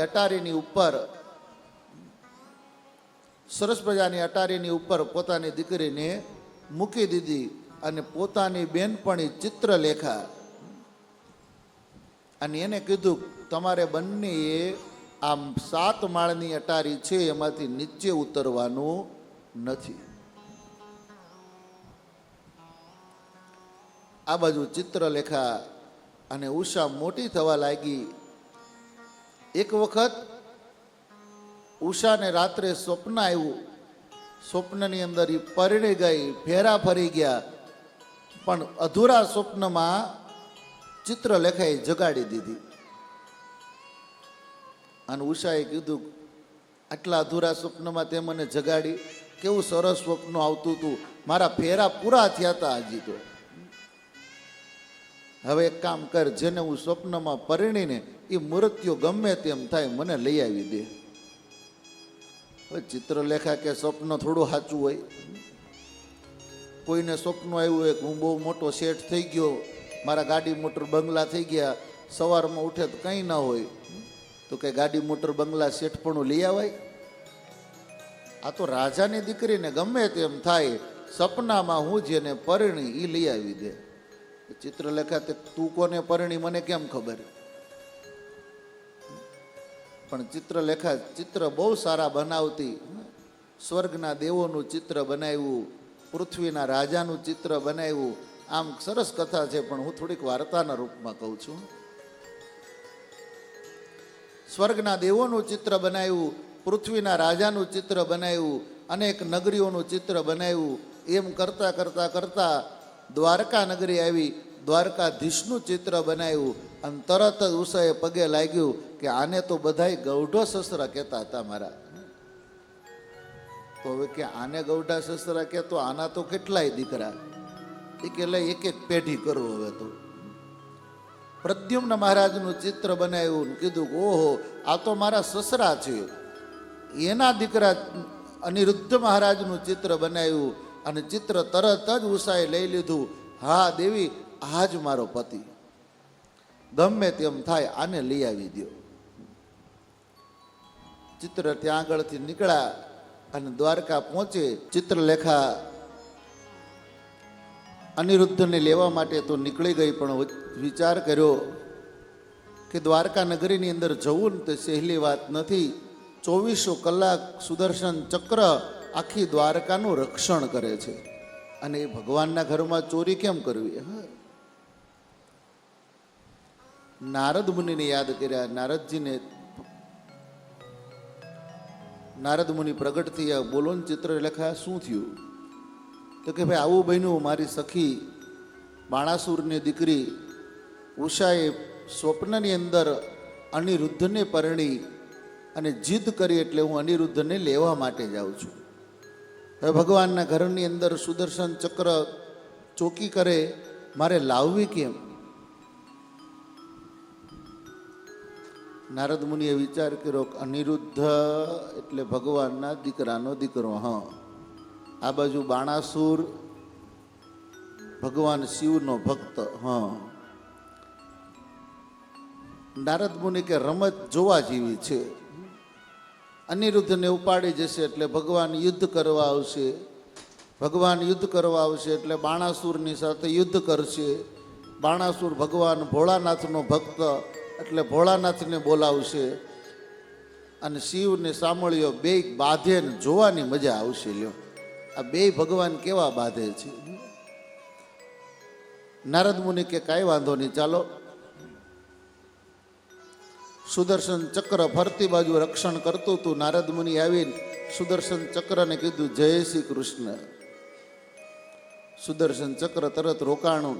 નારદ મુનિ કે ભગવાનને કાયમ ઘરમાં રે ભગવાનનો સત્સંગ કર્યો ક્યારે? સુદર્શન કે ક્યારે સત્સંગ કરો? અરે ભલા માણા, ભગવાનને સત્સંગ બહુ ગમે. ભગવાનનો સત્સંગ માણસે કરવો જ જોઈએ. લે આપણે બે થોડીક વાર સત્સંગ કરીએ. નારદ મુનિએ જોઈ લીધું, ચિત્રલેખા ગયા, સત્સંગ ચાલુ કર્યો. આખા પલંગ સાથે અનિરુદ્ધ મહારાજને ઉપાડી અને ચિત્રલેખા નીકળી ગયા. એટલે નારદે વિચાર્યું કે હવે મારું કામ થઈ ગયું. એટલે સુદર્શન ચક્રને કે ભાઈ સત્સંગ તો ઘડીકનો જ હોય, તું તારું કામ કર. કાલ સવારે તમારે દ્વારકામાં કાંઈક થાય ને તો પાછું મારું નામ ન આપતો. જય શ્રી કૃષ્ણ કરીને નારદજી નીકળી ગયા. આ બાજુ અનિરુદ્ધ મહારાજને લાવ્યા. આ બાજુ દ્વારકાની અંદર ખબર પડ્યા કે અનિરુદ્ધ મહારાજ મળે નહીં. તપાસ કરી. આમ તો બહુ સરસ દિવ્ય કથા 3 દિવસની છે, આપણે ઓખારણની સાંભળી ગયા છું. નારદ મુનિ આવીને બધી વાત કરી. ભગવાન યુદ્ધ કરવા માટે નીકળ્યા. આ બાજુ અનિરુદ્ધ મહારાજ પકડાઈ ગયા, બાણાસુરે બાંધી દીધો. પરમાત્મા દ્વારકાધીશ અને બાણાસુરનું યુદ્ધ થયું. બાણાસુરે ભગવાન ભોળાનાથને યાદ કર્યા. આ બાજુ ભગવાન ભોલાનાથ આવ્યા. ભગવાનનું અને ભોલેનાથનું યુદ્ધ થયું. ભગવાને અનેક ખરાબ વૃત્તિઓને મારી છે યુદ્ધમાં. ભાગવતની અંદર તો શરીરની અંદર રહેલું જરાનું નામ છે તાવ. કોઈને ભયંકર તાવ આવતો હોય ને તાવ ન ઉતરે તો એ ભાગવતજીની અંદર જરા સ્તુતિ આવે છે. 10મા સ્કંદની અંદર વાંચજો. આપણે ગુજરાતી એટલે આપણે એને જરા કહીએ, સંસ્કૃતમાં એનું નામ જ્વર સ્તુતિ છે. જ્વર એટલે તાવ. એ જ્વરે ભગવાનની સ્તુતિ કરી. અને તમને બહુ તાવ આવતો હોય, ન ઉતરતો હોય તો એ જ્વર સ્તુતિના રોજ પાઠ કરજો. તાવ ઉતરી જશે તમને. હવે તો બહુ દિવ્ય મંત્રો છે ભાગવતમાં, પણ મેં કીધું એમ શ્લોક સાથેનું વાંચીએ તો ખબર પડે ને આપણને. શિવે ત્યાં આગળ જ્વર મોકલો. ભગવાન દ્વારકાધીશે જ્વરને શાંત કર્યો. આ બાજુ ઘણા બધા અસ્ત્રને મોકલ્યા. ભગવાને તમામ અસ્ત્રને શાંત કર્યા. શિવજીએ વિચાર્યું કે હવે આ નહીં બીજો શસ્ત્ર માને. શિવજીએ પોતાનું પિનાક પાણી ત્રિશુલ હાથમાં લીધું. આ બાજુ ભગવાન દ્વારકાધીશે સુદર્શન ચક્ર હાથમાં લીધું. અને બ્રહ્માને ખબર પડી. વચ્ચે બ્રહ્માજી પ્રગટ થયા. બંનેને શાંત કર્યા કે એક દીકરો દીકરીને ગમી ગઈને પરણે, એમાં કાંઈ આ બ્રહ્માંડનો નાશ કરાય? અને ભોળાનાથ કે લે દ્વારકાધીશ તમે, અને દ્વારકાધીશ કે ભોળાનાથ તમે. એટલે અત્યાર સુધી આટલાને માર્યા ત્યારે ક્યાં ગયા હતા? પણ ભગવાન અવિદ્યાને મારવા માટે આવ્યા હતા. પરમાત્માએ અવિદ્યાનો નાશ કર્યો. આજ 3 દેવતાઓ બ્રહ્મા, વિષ્ણુ અને મહેશ સાક્ષાત બાણાસુરને ત્યાં ભગવાને માર્યો નથી. યુદ્ધ કર્યું છે, 996 હાથ કાપી નાખ્યા, પણ બાણાસુરને માર્યો નથી. શું કામે? પ્રહલાદનું વરદાન. હિરણ્યકશ્યપુને માર્યો હતો ને ત્યારે ભગવાને પ્રહલાદને કીધું તું બેટા તારા વંશમાં હવે હું કોઈને નહીં મારું. અને એ જ પ્રહલાદનો વિરોચનનો બલિ અને બલિનો બાણાસુર. પરમાત્માએ 996 હાથ કાપી નાખ્યા, 4 હાથ રહેવા દીધા ખાલી. ઉષાની સાથે અનિરુદ્ધના લગ્ન કર્યા છે.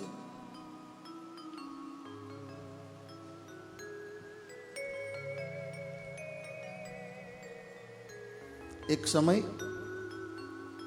દ્વારકાની અંદર ભગવાનના વંશના બાળકો બધા રમતા હતા. અને એવામાં એક બાળક દોડતા દોડતા ભગવાનની પાસે આવ્યા અને કીધું દાદા દાદા, કારણ કે ભગવાન તો હવે દાદા જ બની જાય ને. ભગવાનના દીકરા અનિરુદ્ધના લગ્ન, પ્રદ્યુમ્નના લગ્ન થઈ ગયા. પ્રદ્યુમ્નના દીકરા અનિરુદ્ધના લગ્ન થઈ ગયા. તો ભગવાન તો હવે દાદા બની ગયા. એટલે ભગવાનના દીકરાઓ એક દિવસ આવીને કીધું કે હે દાદા દાદા, જો તો આપણા કૂવાની અંદર આવડો મોટો કરચલો કયો છે,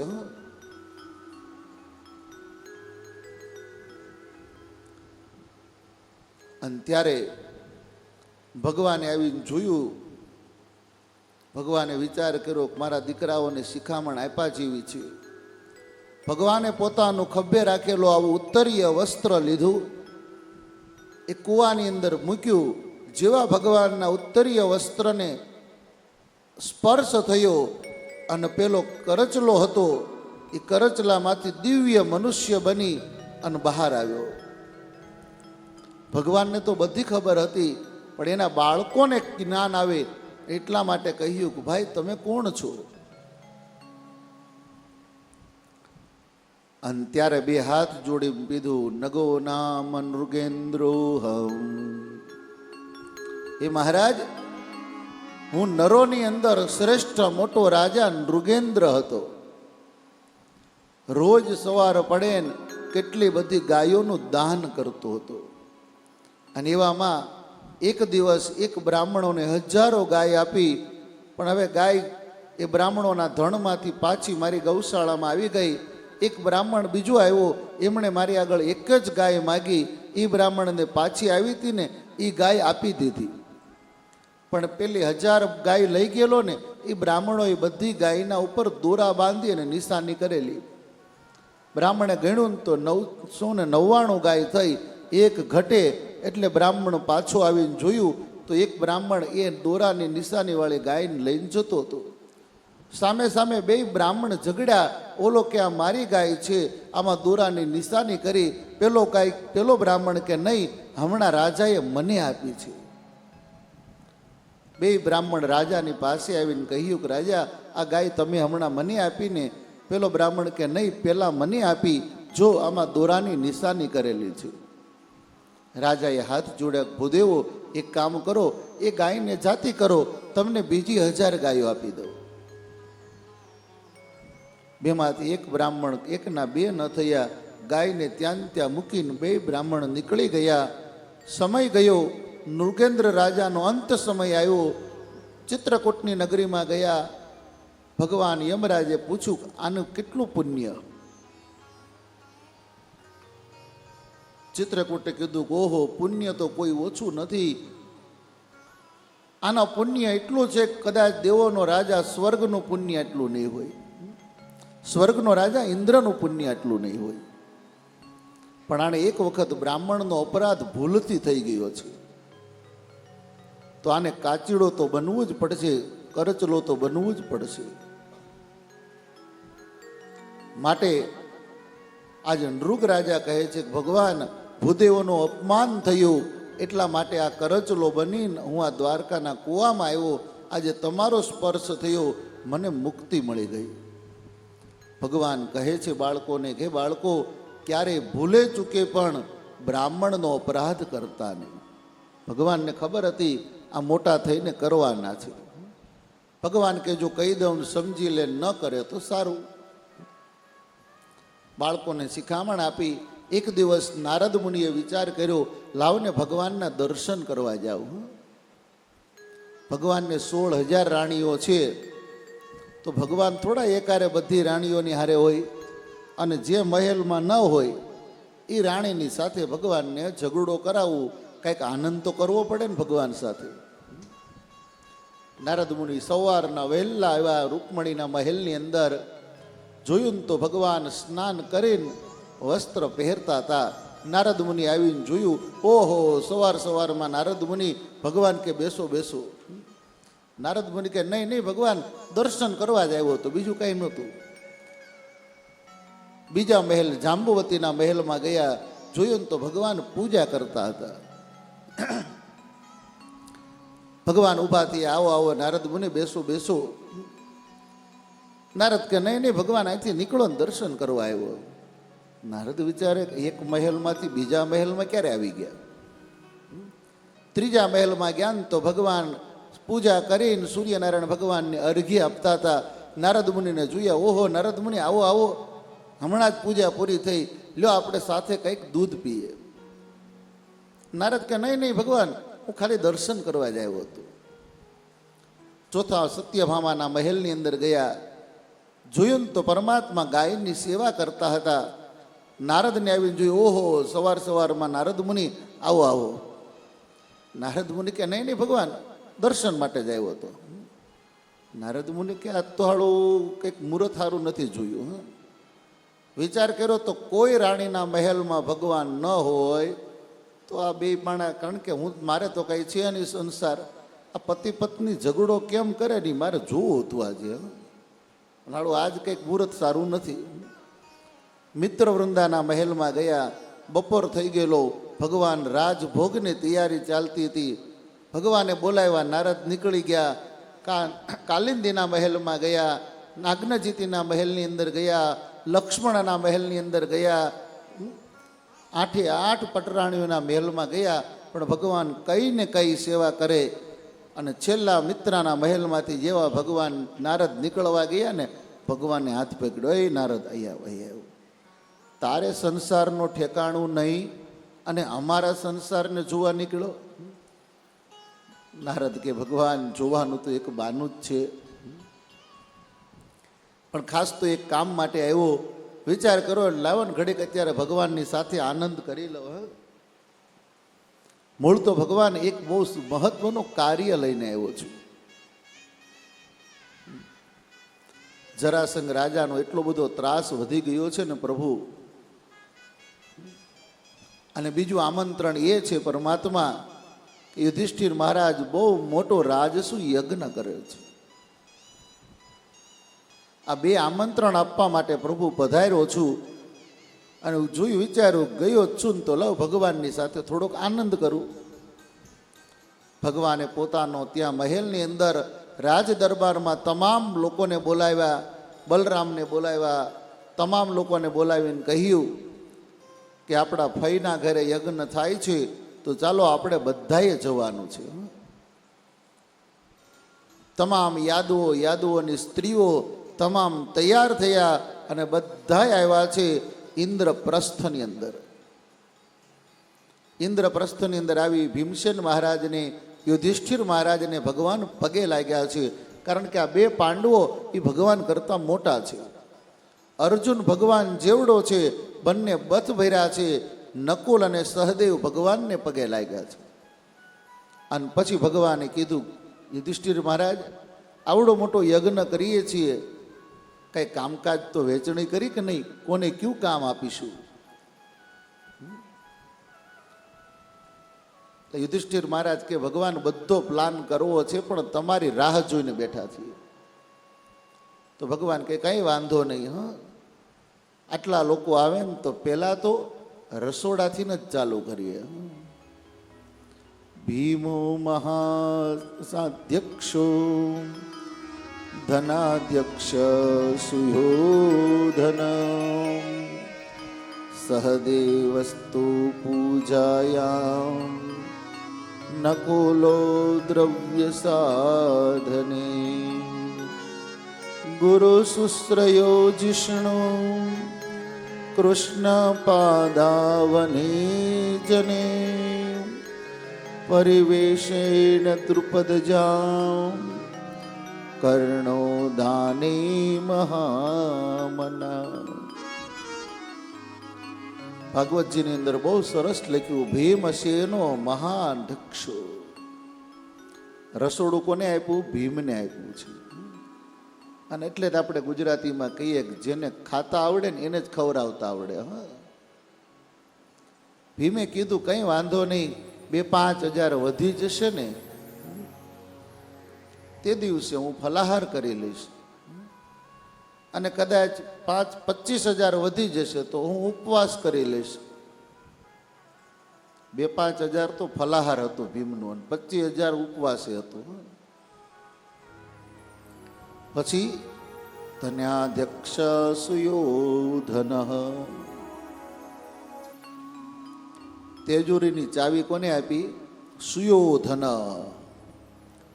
દુર્યોધનનું નામ છે ભાગવતમાં સુયોધન. તેજોરી જાખી આપી દીધી, ધન ભંડાર આપી દીધા દુર્યોધનના હાથની અંદર. અને ભગવાને કીધું, દુર્યોધન ડાબા હાથે આપજે તમ તારે, જમણો હાથનો ઉપયોગ કરવાની જરૂર નથી. કારણ દુર્યોધનના ડાબા હાથમાં પદ્મ હતું. જેટલો પૈસો વાપરે ને એટલો ડબલ પાછો આવે. દુર્યોધન દાજમાં વાપરે, ભંડાર ખાલી થઈ જાય તો યુધિષ્ઠિરની અપકીર્તિ થાય. એટલે આ દાજ હતી પૈસો વાપરવાની. ડાબા હાથે ને જમણા હાથે પૈસો ઉડાડે, પણ પદ્મ હતું દુર્યોધનના હાથમાં, એને ખબર નહોતી. ઘણાના હાથમાં પદ્મ હોય, માણસને ખબર ન હોય. પોતાનું કામ સારું ન થાય, પણ એનો જ વ્યક્તિ બીજાનું કામ કરે ને તો સારું થાય. ભગવાને ઘણાને પદ્મ આપ્યા હોય. આજે દુર્યોધન ડાબા હાથમાં પદ્મ હતું, ડાબા હાથે દાન વેચવા લાગ્યો. જેટલો પૈસો વાપરે ને એટલો ડબલ થઈને પાછો આવ્યો. સહદેવસ્તુ પૂજાયામ, સહદેવને શું કીધું? તમે પૂજાની અંદર રહ્યો. નકુલો દ્રવ્ય સાધનો, નકુલને કીધું પૂજાની સામગ્રી, પુષ્પ, ફળ જે ઋષિમુનિઓ મંગાવે ને એ બધું લાવીને તમે રાખજો. ગુરુ સુશ્રયો જીષ્ણુ, અર્જુનનું એક નામ છે જીષ્ણુ. તમામ ગુરુજનો આવે, સંતો મહંતો બધા આવે ને એની સેવા કરવાનું અર્જુનને સોંપી દીધું. પરિવેશેન દ્રુપદજા, પીરસવા વાળી તો માં અન્નપૂર્ણા હોવી જોઈએ ને. દ્રૌપદીને તો ભગવાનનું વરદાન હતું, અને પીરસવા માટે દ્રુપદજા, દ્રુપદની દીકરી માં દ્રૌપદી પીરસવા, પરિવેશેન પીરસવા માટે માં દ્રૌપદી આવી છે. કર્ણો દાને મહામના, અને દાનેશ્વરી કર્ણને દાન આપવા માટે ઊભા રાખી દીધા. કારણ કે દિલનો દાતાર હોય ને એને દાન આપવા માટે ઊભા રખાય. પોતે ન આપીએ કે બીજાને ન આપવા દે. લગ્ન હોય ને ઢોલી ઉપર આપણે કંઈક આપતા હોય ને, એટલે પણ તારી ને ક્યાં લગ્ન છે, તું હું ઉડાડ છો. પોતે તો ન આપે પણ બીજાને ન આપવા દે. કથાની અંદર સોની નોટ કાઢીને આપણે તારતી થાળી મૂકીએ ને, બાજુવાળાને પરસો, હાલે મારા પાસે રૂપિયો છૂટો છે, એને તેમ જ લાગે કે આરતી થાળીમાં રૂપિયો જ મુકાય એમ. બાજુવાળો હો મૂકે તો પરસ્યો એને વળે. હાલે મારા પાસે રૂપિયો છૂટો છે, આટલા બધા મુકાય. પણ દાન તો કોણ? જેણે જીવનમાં દાન આપ્યું હોય ને, એટલે ભગવાને કર્ણને રાખ્યો છે, નહીતર તો દુશ્મન છે ને. પણ કર્ણને કીધું કે દાન તારે આપવાનું છે. બધાએ કામ વેચાઈ ગયા, અને ધર્મરાજાએ સામે જોઈને કીધું, ભગવાન બધાએ કામ વેચાઈ ગયા, તમે એકે કામ હાથમાં ન લીધું. મને એમ હતું કે તેજોરીની ચાવી કદાચ તમે રાખશો, દાન પુણ્ય તમે કરશો, પણ આ બધાએ મહત્વના કામ આપી દીધા, તમારા ભાગમાં એકે કામ ન રાખ્યું. ત્યારે ભગવાને કીધું, નહીં, હજી એક કામ બાકી છે. કૃષ્ણ પાદાવની જન, ભગવાન કે આટલા બધા ઋષિ મુનિઓ, આટલા બ્રાહ્મણો યજ્ઞ કરવા વાળા આવશે, જમીન ઊભા થશે ને, એટલે લખ્યું કૃષ્ણ પાદા વને જને. આ બધા બ્રાહ્મણો જમીન ઊભા થશે, એની પતરાળી પડી હશે ને એને તો ઉપાડવી પડશે. બધા બ્રાહ્મણોની ઋષિ મુનિઓની પતરાળી ભગવાન કે હું ઉપાડીશ. કેટલું પુણ્ય હશે બ્રાહ્મણોની ઋષિ મુનિઓની પતરાળી ઉપાડવામાં. એ કામ ભગવાને પોતાની પાસે રાખ્યું.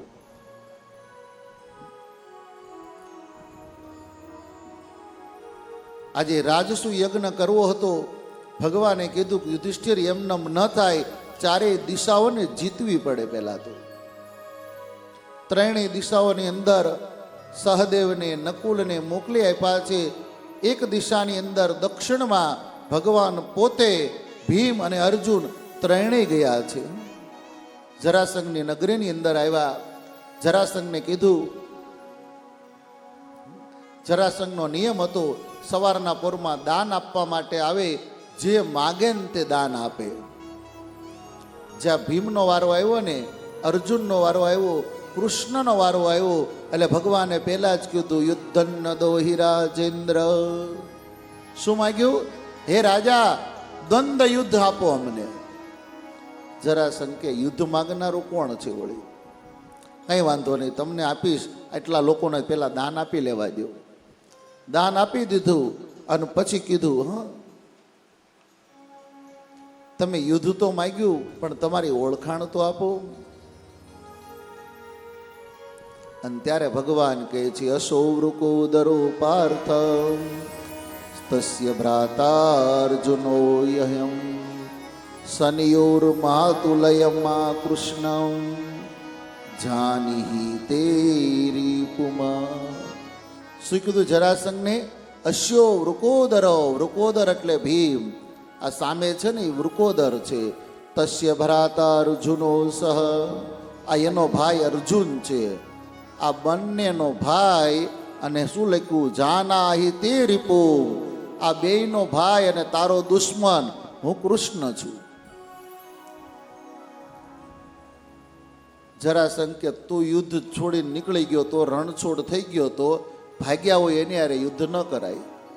અર્જુનની સામે જોયું કે ભાઈ આ તો પતલો છે, આની હારે દ્વંદ્વ યુદ્ધ કરાય નહીં. ભીમ યોગ્ય છે. ભીમ અને જરાસંઘનું બહુ મોટું યુદ્ધ થયું. જરાસંઘ મરતો નથી. ભગવાને એક ઝાડનું પાન બતાવ્યું. એ પાનને વચ્ચેથી આમ તોડી ટુકડા કર્યા. ભીમે જરાસંઘના પગ ખેંચ્યું, બીજા પગથી ટુકડા કર્યા. છતાંય જરાસંઘ પાછો હતો ને એવો, કારણ કે વરદાન હતું. જરા નામની દાસી હતી ને, એણે 2 ટુકડાને સાંધી આપ્યા હતા. જરા નામની દાસીએ સાંધ્યા એટલે જરાસંધ.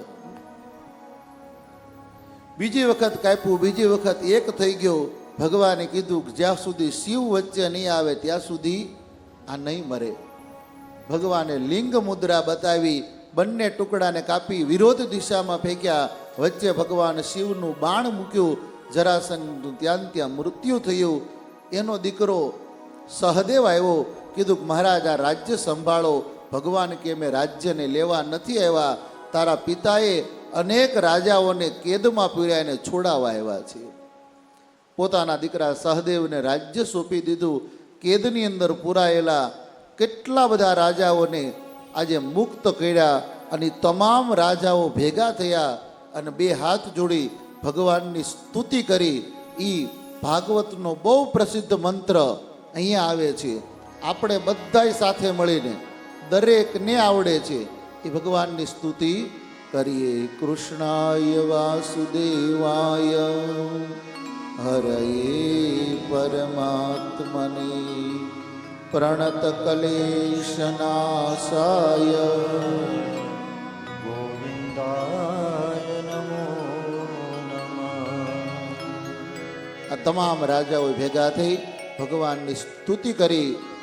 તમામ રાજાઓને કીધું હવે તમારે ઘરે જવું હોય તો જાઓ, નહીતર યુધિષ્ઠિર યજ્ઞ કરે છે, યજ્ઞની અંદર આવો. તમામ રાજાઓ યુધિષ્ઠિરના યજ્ઞમાં આવ્યા. સરસ મજાનો દિવ્ય યજ્ઞ પૂર્ણ થયો. અને છેલ્લે એક પ્રશ્ન આવ્યો, અગ્ર પૂજા, મુખ્ય પૂજા કોને કરવી?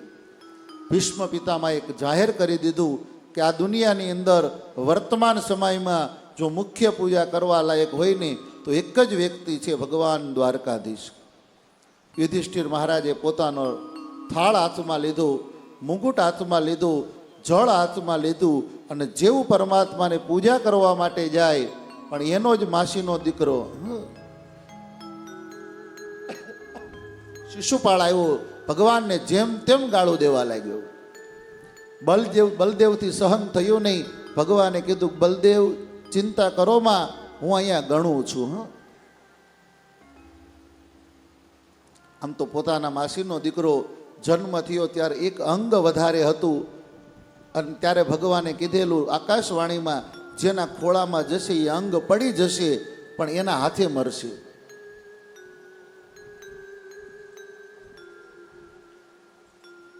એટલે નાનપણની અંદર ભગવાન એના ફઈના ઘરે ગયા, ખોળામાં લીધું અને એનું અંગ પડી ગયું. 2 હાથ જોડીને ફઈબાએ કીધું બેટા તું જ મારા દીકરાનો કાળ બનીશ. અને ભગવાને કીધું કદાચ ભાઈબા તમારો દીકરો મારો અપરાધ કરે ને તો હું ક્ષમા કરીશ. અરે બીજી વખત અપરાધ કરે ને તો ક્ષમા કરીશ. ફઈબાએ કીધું બેટા મારો દીકરો છે, 100 અપરાધ કરે ને તો એ ક્ષમા કરજે, કાંઈ વાંધો નહીં. ફઈબાને વચન આપ્યું 100 સુધી મેં કીધું છે એટલે આને 100 ગાળ બોલી જવા દો, હું કંઈ નહીં કરું. 100 ગાળ પૂરી થઈને 101મી ગાળ આવી. ભગવાન કે હવે ફઈબા મારું વચન પૂરું. એ જ સમયે ભગવાને સુદર્શન ચક્ર ધારણ કર્યું, સુદર્શનને આજ્ઞા આપી શિશુપાલની પાછળ દોડ્યું સુદર્શન. ત્યાં શિશુપાલનો ભગવાને વધ કર્યો. આજે જય અને વિજય નામનો દ્વારપાળમાંથી એક જય દ્વારપાળ 3 જન્મ પૂરા કરીને ભગવાનના ધામમાં ગયો. શ્રી કૃષ્ણ કનૈયા લાલ કી. એ શિશુપાલના માસીનો દીકરો એટલે એ પણ ભગવાનના ફઈનો દીકરો દંતવક્ત્રને ખબર પડી કે મારા મિત્રને, મારા ભાઈને માર્યો. ગદા લઈ દંતવક્ત્ર ભગવાનને યુદ્ધ કરવા આવ્યો. ભગવાને એને પણ મોક્ષ આપ્યો. આજે બંને દ્વારપાળ ભગવાનના ધામમાં 3 જન્મ પૂરા કરીને પહોંચી ગયા છે. યુધિષ્ઠિર મહારાજનો યજ્ઞ સંપન્ન કર્યો. યુધિષ્ઠિર મહારાજે સરસ મજાની ભગવાનની અગ્ર પૂજા કરી. પણ ઓલું સુદર્શન ચક્ર જે પાછું આવ્યું અને ભગવાન હાથમાં લેવા ગયા ને, અને તરત જ ભગવાનના હાથમાંથી લોહી નીકળી ગયું. બધા લોકો દોડવા માંડ્યા, પાટો લાવો. દ્રૌપદી બાજુમાં હતા, એક પણ ક્ષણનો વિચાર કર્યો નહીં. પોતાની સાડીનો છેડો તોડીને ભગવાનને બાંધી દીધો. ભગવાન સામું જોઈ રહ્યા કે દ્રૌપદી, આ તે મને ઋણમાં રાખી. આ છેડા જેટલા દોરા છે ને એટલા ઋણ પૂરા કરીશ. અને એ જ ભગવાને એક એક દોરાના ઋણ દ્રૌપદીના ચીર પૂરીને પૂરા કર્યા છે. યા રાજસુ યજ્ઞની અંદર રાજસુ યજ્ઞ સંપન્ન થયો. હવે પછીની કથા આપણે, કારણ કે આજે થોડીક કથા વહેલી ચાલુ કરવાની એટલે વિરામ પણ આપણે થોડોક વહેલો લઈએ. રાજસુ યજ્ઞ પૂરો કરી પરમાત્મા ત્યાંથી નીકળ્યા. બલદેવજી ત્યાં રોકાણા છે. પછી તો દુર્યોધનની કસોટી ને આવું બધું કથા આવે છે. હવે થોડીક કથા મારી આગળ રહી તમારી બાકી. એ કથા ભગવાન જેટલી મારી આગળ બોલાવશે એટલી કથા બપોર પછીના સત્રમાં લગભગ 4 થી 5ની વચ્ચે કથા આપણે વિરામ લઈ લઈશું. 5 વાગે તો પોથી યાત્રા જતી જ રહેશે. આવી કથાને અત્યારે વિરામ આપતા પહેલા 1 મિનિટ હરિનામ સંકીર્તન સાથે હરે રામ રામ રામ સીતા રામ રામ રામ